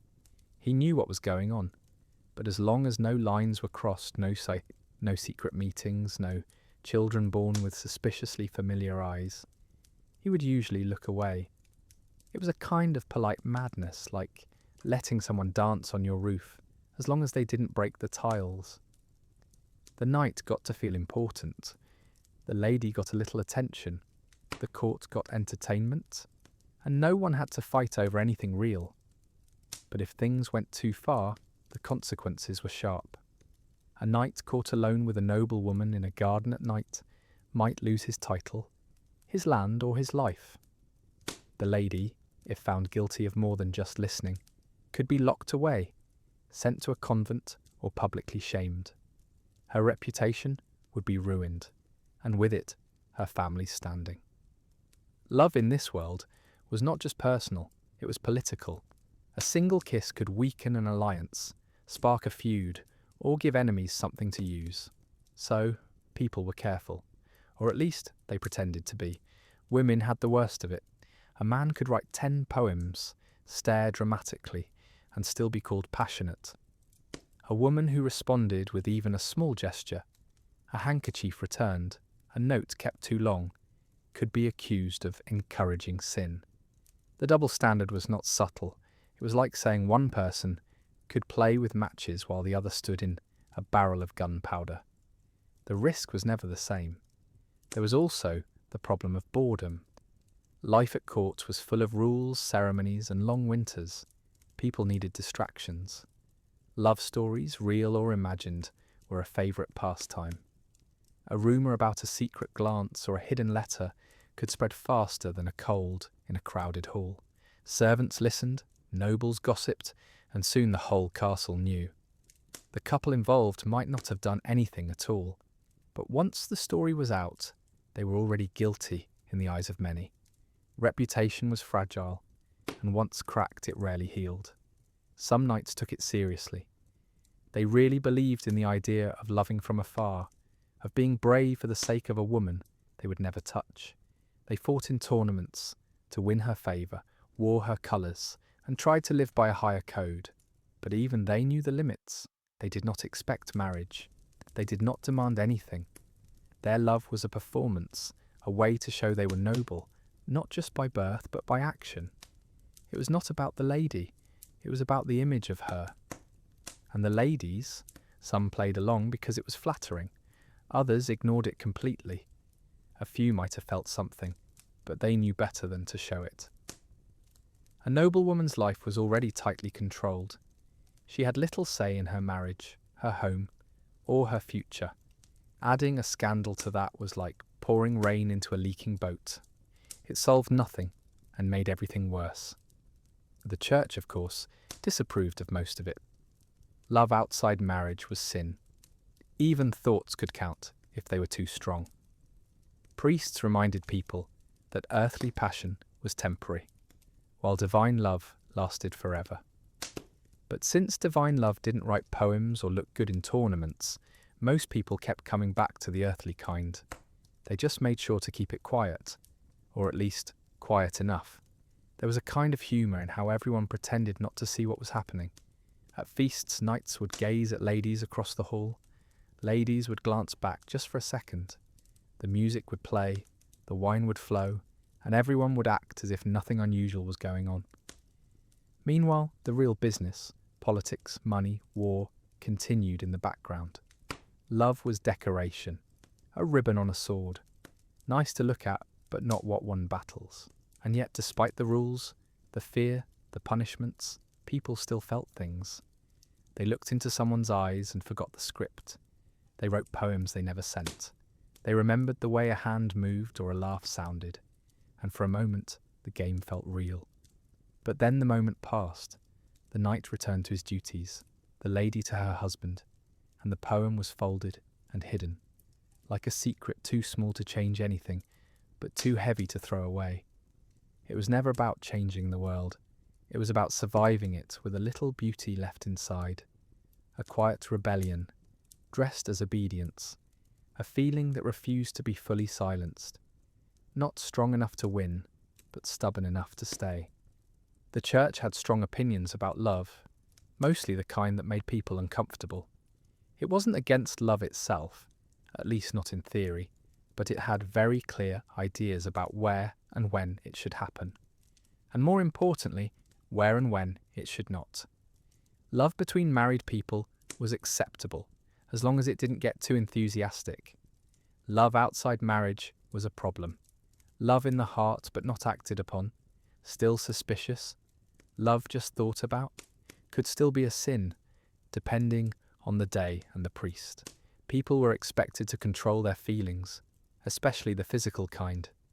Bodies were seen as tricky things, like horses that might bolt if not held tightly. A glance, a touch, a dream.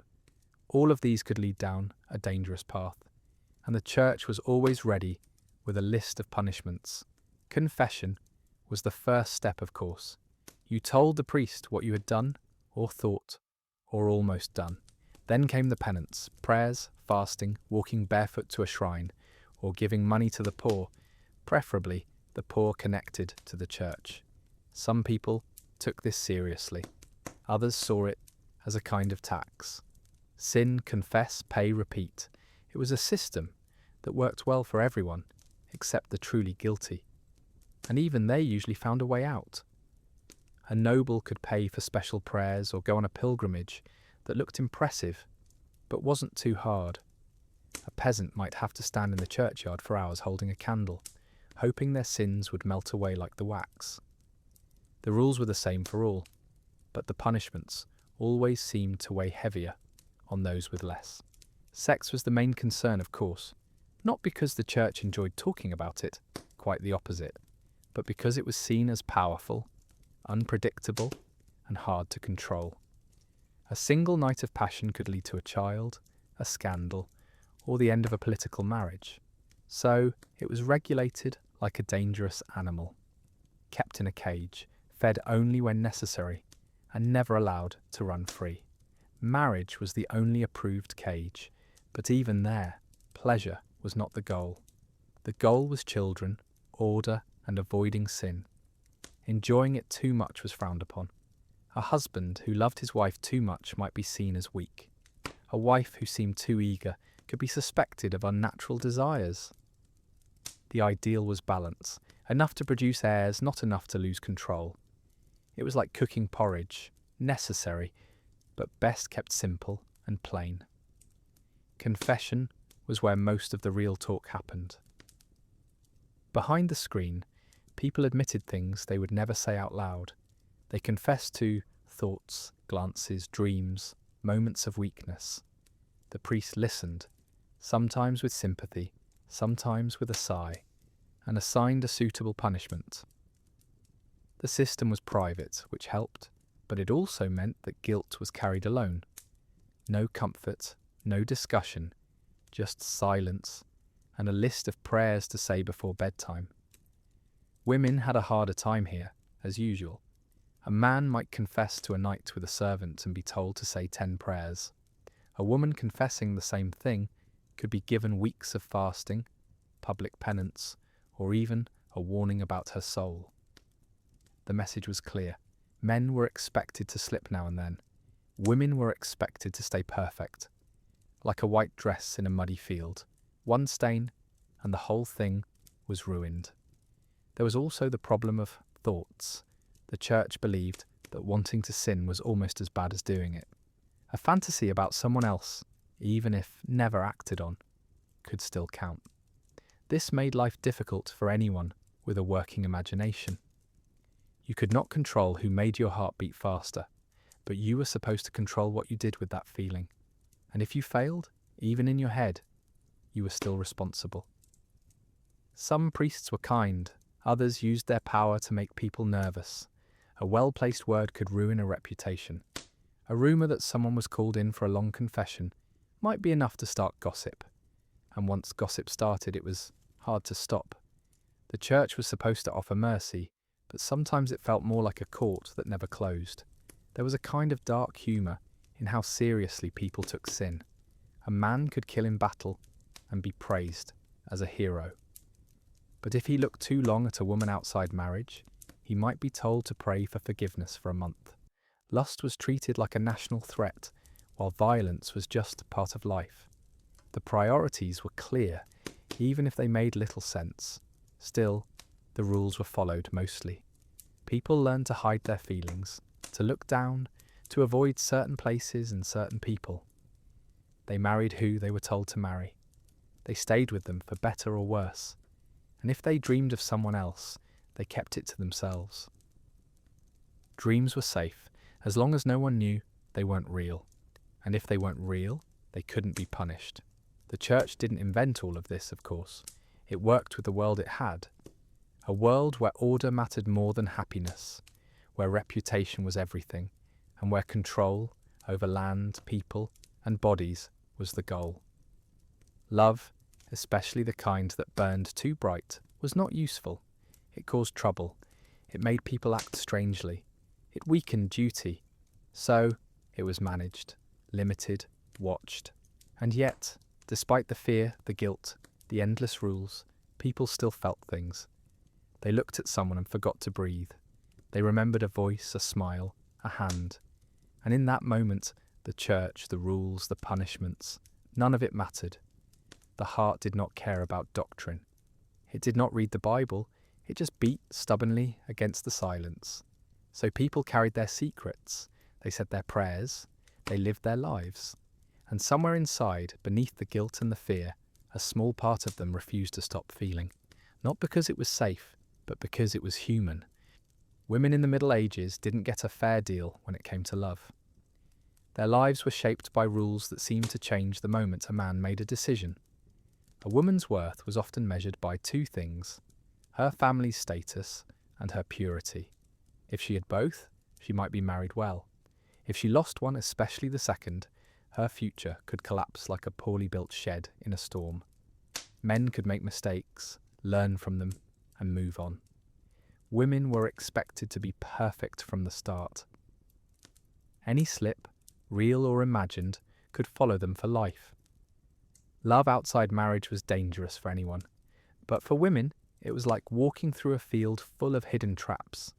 A single rumour could ruin everything. A kind word to the wrong person, a meeting that looked too private, even a dream mentioned in confession. All of it could be twisted into proof of wrongdoing. And once a woman was seen as loose, there was little she could do to fix it. Apologies didn't help. Truth didn't matter.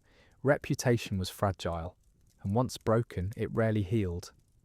If a woman became pregnant outside marriage, her situation turned grim fast. She might be disowned by her family, thrown out of her home, or forced into a quick marriage with someone no one else wanted. The man involved, if he was of higher status, might not face any consequences at all. He could deny everything, blame her, or simply disappear. She was left holding the result, both literally and socially. The child might be seen as cursed, unwanted, or a burden. And the mother, she became a warning. A story told to other girls. This is what happens when you forget your place. Marriage was supposed to protect women, but often it just moved the danger from one place to another. A forced or unhappy marriage could be its own kind of prison.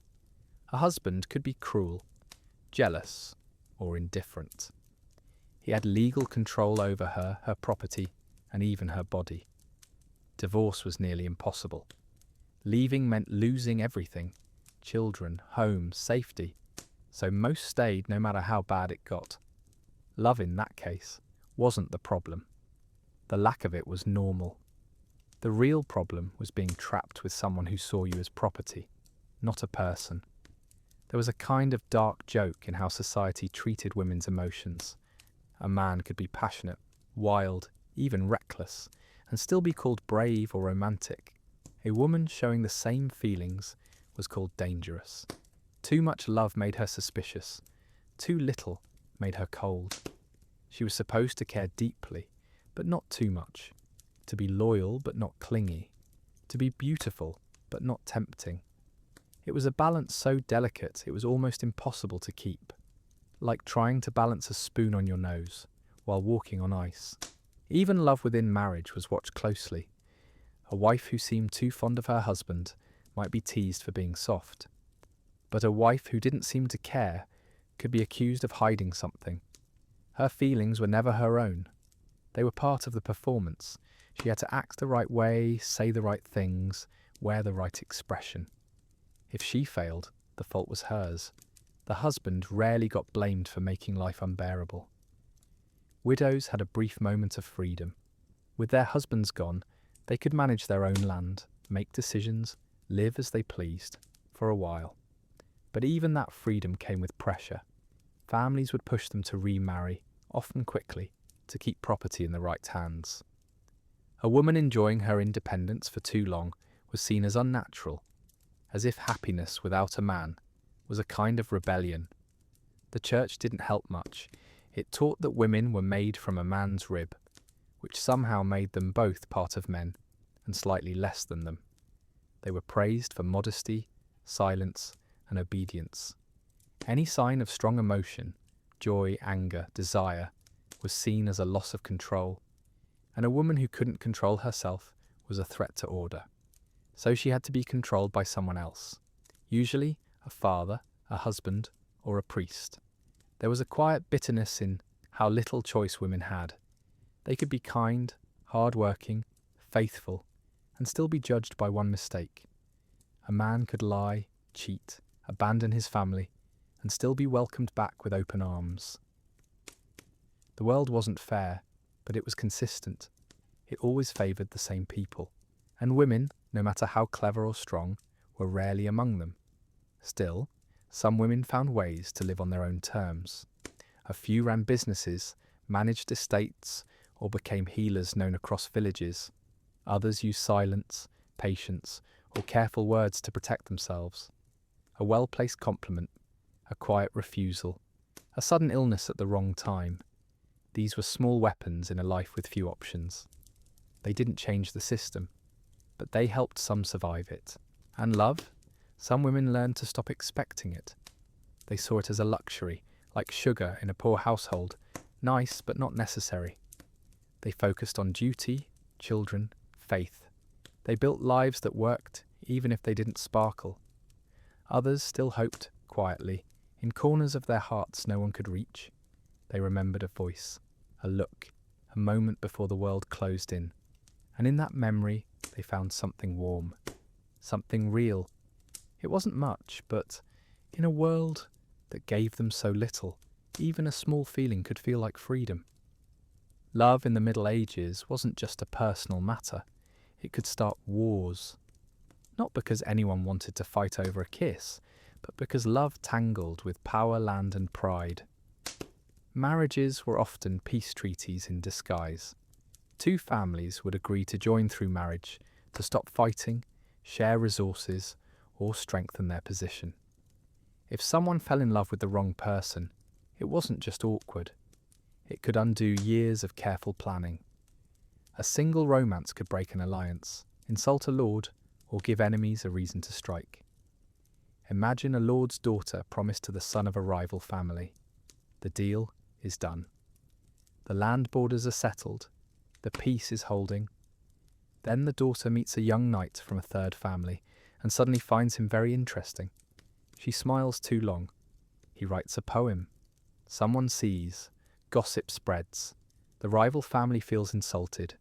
They think the engagement is being ignored. Tensions rise. The wedding is delayed. And before anyone knows it, both sides are gathering soldiers. Not for love, but because no one wants to look weak. Politics ran on predictability. Love, by its nature, was unpredictable. It didn't care about treaties or borders. It didn't understand the importance of not upsetting the neighbour who controls the only bridge. So when love showed up where it wasn't invited, it was treated like a storm in the harvest season, dangerous, messy, and best avoided. People didn't fall in love for fun. They did it at their own risk and often at the risk of others. There are stories, not many but enough, of real conflicts sparked by love. A nobleman who took another man's wife, even if she went willingly, wasn't just breaking hearts, he was breaking loyalty. That kind of act could lead to bloodshed, not because of jealousy, but because it showed disrespect to an alliance. In a world where trust was rare and power was everything, disrespect was a challenge. And challenges were answered with swords, not apologies. Even kings weren't safe from this. A royal romance could shake the entire kingdom. If a prince fell for a commoner, the court would panic. Not because they hated love, but because they feared change. A commoner in the royal circle could upset the balance. Other nobles might feel threatened. Foreign powers might see weakness. And so the relationship would be quietly ended. The commoner sent away. The prince married off to someone suitable. And the whole thing buried like an old bone no one wants to dig up. Sometimes love was used as a weapon. A lord might spread a rumour that his enemy's wife was in love with a foreign knight, just to cause trouble. No proof needed. The doubt was enough. Trust was fragile, and once cracked, it rarely healed. A husband might turn against his allies. A wife might be locked away. And the real enemy? He would be sipping wine and watching the chaos from a distance. There was a kind of dark comedy in how seriously people took these situations. A man could murder 5 people in battle and be called a hero, but if he exchanged letters with a married woman, he might be declared an outlaw. The first act was normal. The second was a threat to order. Society didn't mind violence as long as it was official. But private feelings? Those were dangerous. They couldn't be controlled, taxed, or predicted. And what couldn't be controlled made people nervous. Alliances were built on cold logic, not warm hearts. A good match meant stronger defences, better trade, or a safer border. Love had no place in that calculation. It was like trying to use a spoon to build a wall. The tool was wrong for the job. So, when love did interfere, it was seen as sabotage. Not romantic, not sweet, but damaging. Like a rat chewing through the ropes of a ship. Some rulers tried to control even the love lives of their subjects. A king might forbid marriages between certain families, or ban nobles from courting women from rival regions. These rules weren't about happiness, they were about stability. The fewer surprises, the better.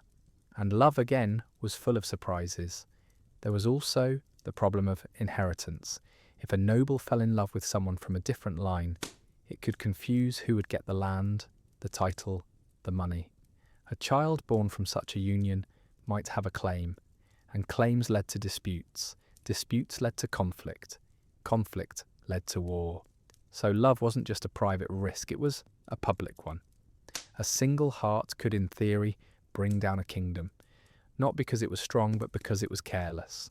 People knew this.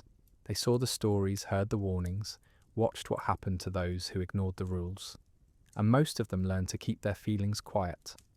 To look away. To marry the right person. Say the right words. Live the right life. Not because they wanted to, but because the cost of not doing so was too high. And yet, some still tried. They wrote letters in secret. They met in gardens after dark.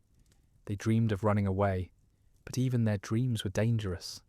Because in a world where peace depended on who married whom, love wasn't just risky. It was political. It wasn't just about 2 people. It was about families, land, power, and the fragile balance that held everything together. So love was not just discouraged, it was watched, it was suspected, it was silenced.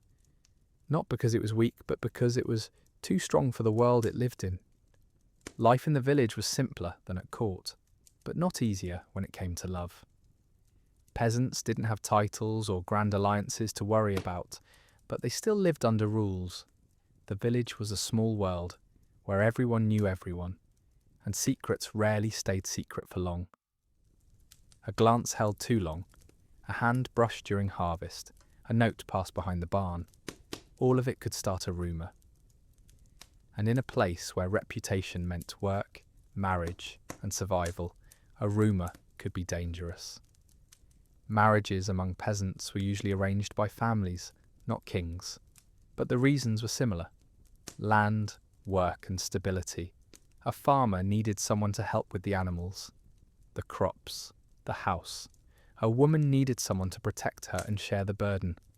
Love was not the point. It was a bonus, like finding an extra egg in the nest. If two people liked each other, that was fine.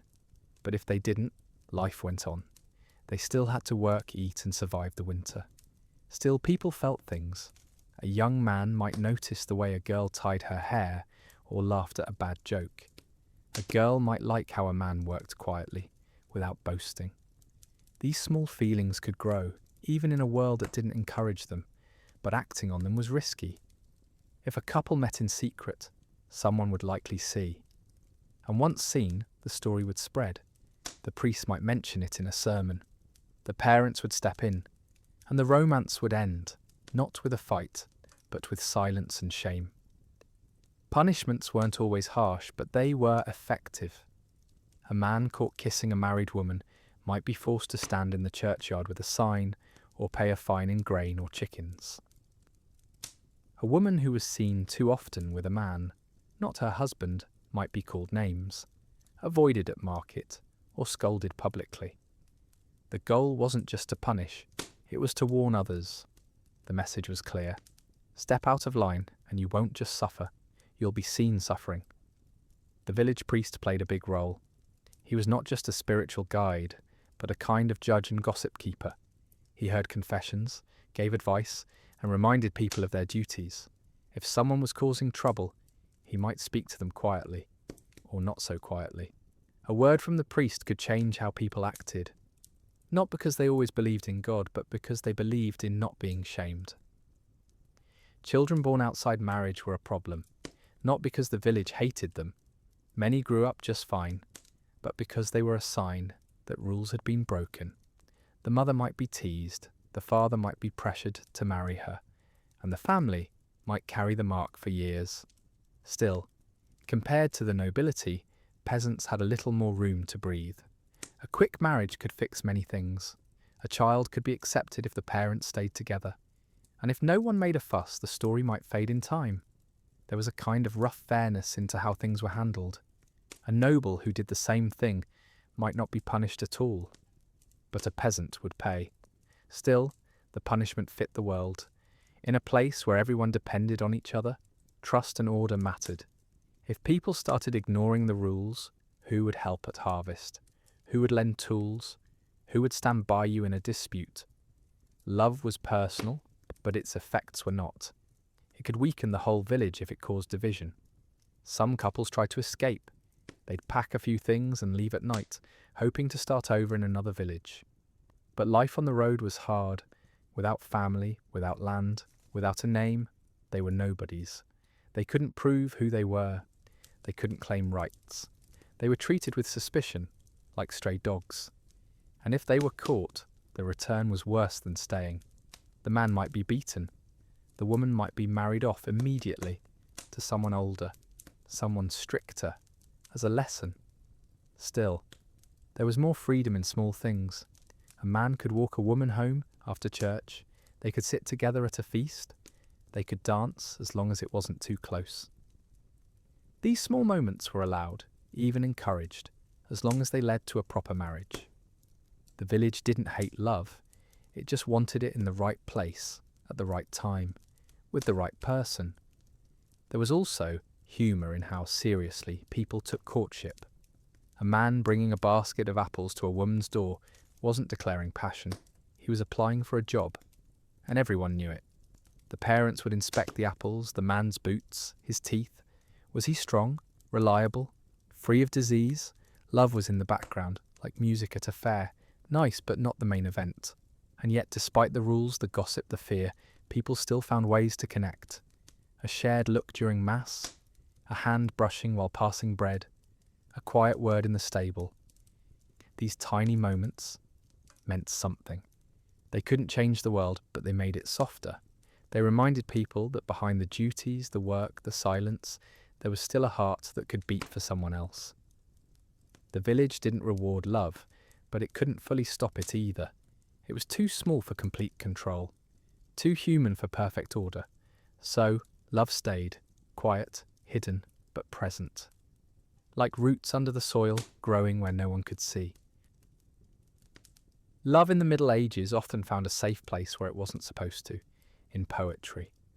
While real romance could get people killed, imprisoned, or shamed, writing about it was not only allowed, it was celebrated.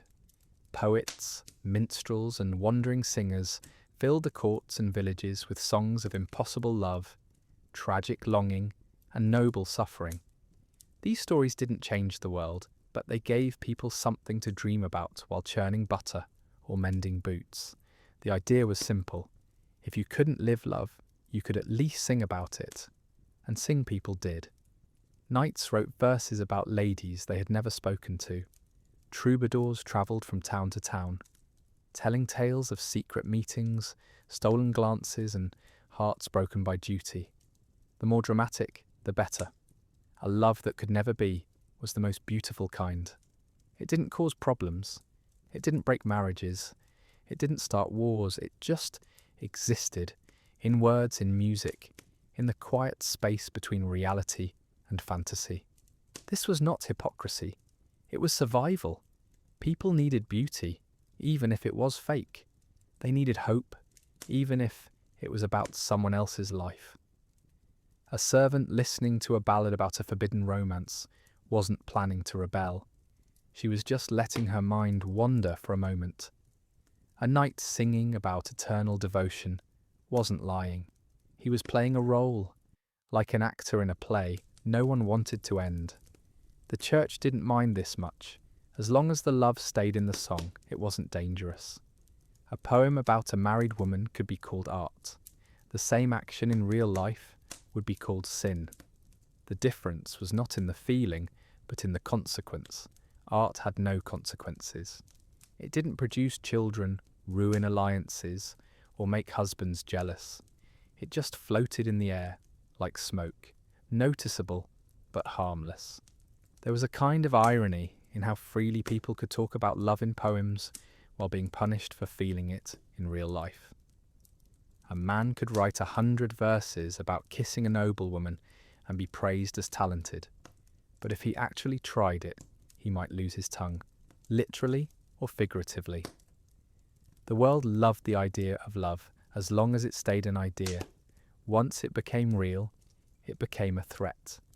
Still, these stories had power. They shaped how people thought about love. They made it seem noble, painful, and worth suffering for. They taught that true love was rare, pure, and usually ended in tragedy.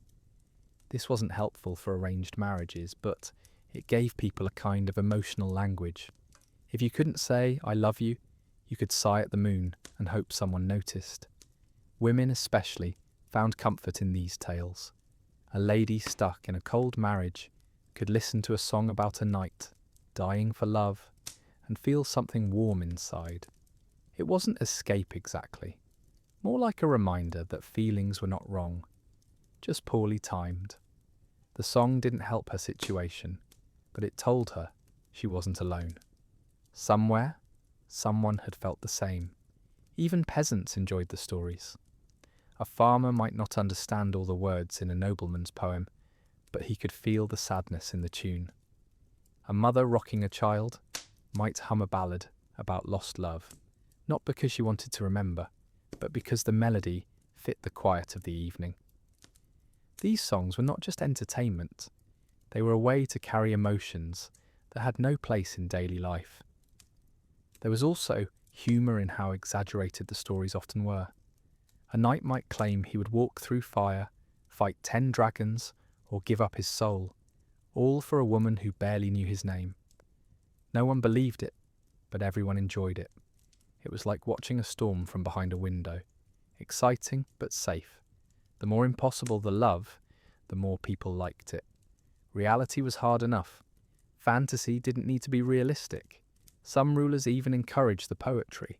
A king might host a contest for the most beautiful love song, not because he cared about romance, but because it kept people busy and happy.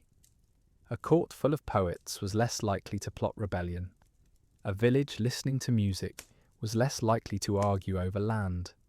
Art, in this way, was useful. It calmed minds, softened hearts, and distracted from real problems. And yet, despite the safety of poetry, it still carried a quiet rebellion. Every song about forbidden love was a tiny protest against the world's rules. Not loud, not violent, just a whisper. What if it could be different? It didn't change laws. It didn't free anyone. But it kept the idea alive that love could matter more than duty, more than status, more than fear. So, people sang. They listened, they sighed. And in that moment, they were not peasants, servants, or lords. They were just human, aching, hoping, remembering. The song would end.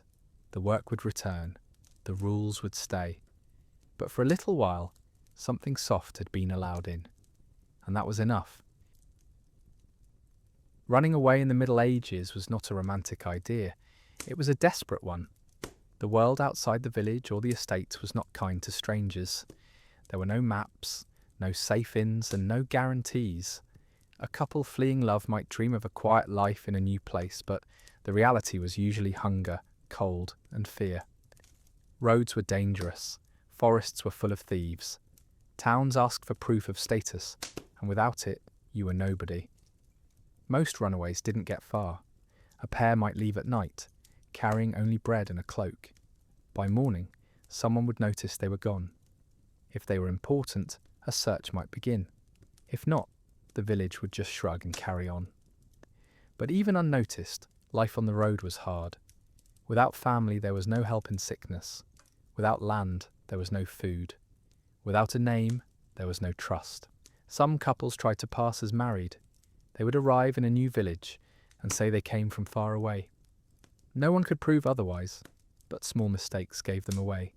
An accent, a wrong name, a lack of knowledge about local customs. Suspicion was easy to earn. Strangers were always watched, and if the truth came out, the punishment could be harsh. The man might be whipped or forced into service. The woman might be returned to her family or married off immediately to someone else. As a lesson, there was a kind of irony in how freedom felt like punishment. To escape one prison, they entered another. The prison of being unwanted. A runaway was not free. He was hunted, poor and tired. A runaway woman was seen as damaged, disobedient, and dangerous. Her value dropped like a stone in water. And even if they found a place to stay, they lived in fear. Not just of being caught, but of being discovered as liars, outcasts, or sinners. Some did survive. A few couples found remote villages where no one asked too many questions. They worked hard, kept quiet, and never mentioned their past. They built lives from nothing, with no celebrations, no grand love stories, just survival. And in that silence, they sometimes found something real. Not the passion of poems, but the quiet warmth of two people who chose each other and stayed. But these cases were rare. Most runaways were caught or gave up. The world was too small, too watchful, too unforgiving. Love was not a strong enough reason to break the rules. It didn't feed you, shelter you, or protect you. It just made you weak at the wrong time. There was also the problem of money. A noble couple might have coins to last a few weeks. A peasant couple had nothing. They couldn't buy food, pay for shelter, or bribe a guard. They depended on charity, which was limited and often came with conditions. A meal might require work. A bed might mean cleaning stables or hearing a long sermon. And if winter came, charity dried up. The coal didn't care about love. Families rarely helped. A father who had arranged a marriage would not let his daughter run off with a servant. A mother would not support her son, leaving for a woman of lower status. The family name, the land, the future, all of it was more important than personal happiness. So runaways were on their own. No support, no advice, no safety net. And yet, some still tried. They believed that love was worth the risk, that a life together, even a hard one, was better than a safe life apart. They held hands in the dark and whispered promises they couldn't keep. They walked for days with sore feet and empty stomachs. They slept under trees, shivering, hoping the next town would be kinder. Most failed. But the fact that they tried said something. It said that even in a world built on duty, fear and control, the heart still beat its own way. It didn't care about borders, laws or reputation. It just wanted to be near someone. And sometimes that want was stronger than sense, stronger than safety, stronger than silence. So the runaways became legends. Not in books, but in quiet stories told by firelight. A man and a woman who disappeared. A note found on a windowsill. A rumour of a cottage in the woods. No proof, no happy ending, just the idea that somewhere someone chose love over order. And for a moment, that was enough. Love in the Middle Ages was not supposed to win. It was not meant to be loud, free, or easy. It was supposed to stay quiet, in the corners, behind closed doors, in the space between duty and silence. And yet, it never fully disappeared. People still looked at each other in ways they shouldn't. They still remembered voices, touches, moments that meant too much. They still felt things they were not allowed to name. The world was built on order, not emotion. Kings ruled, priests guided, peasants worked, and everyone stayed in their place. Love, with its messy unpredictability, didn't fit. It made people do foolish things. It made them question. It made them want more than their station. And in a world where most had little, wanting more was dangerous. And yet, love survived. Not as a victory, but as a whisper. A note passed in secret. A hand held too long at harvest. A poem burned before it could be read. These were not acts of rebellion with banners and shouts. They were small, quiet, almost invisible, but they were there. Proof that even under rules, fear and silence, something soft could still grow. People fell in love, despite the cost. They did it knowing they might lose everything. Family, status, safety.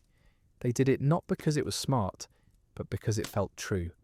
Because for a moment, the weight of the world lifted, and all that mattered was the person in front of them.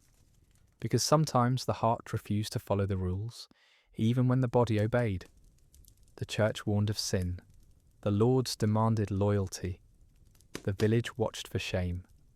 But none of that could fully stop a glance that lingered, a memory that refused to fade, a feeling that bloomed in the dark. Love was not strong enough to change laws or end wars, but it was strong enough to make someone smile on a cold morning, strong enough to make a person feel seen, even in silence. There was a kind of quiet power in that, not the power of armies or gold, but the power of a single moment that felt real. A shared look across a crowded hall, a name whispered at night, a child born from a love that was never approved but never forgotten. These were not triumphs, but they were not nothing, and perhaps that was the point. Love in the Middle Ages was never about winning. It was about surviving, quietly, secretly, stubbornly.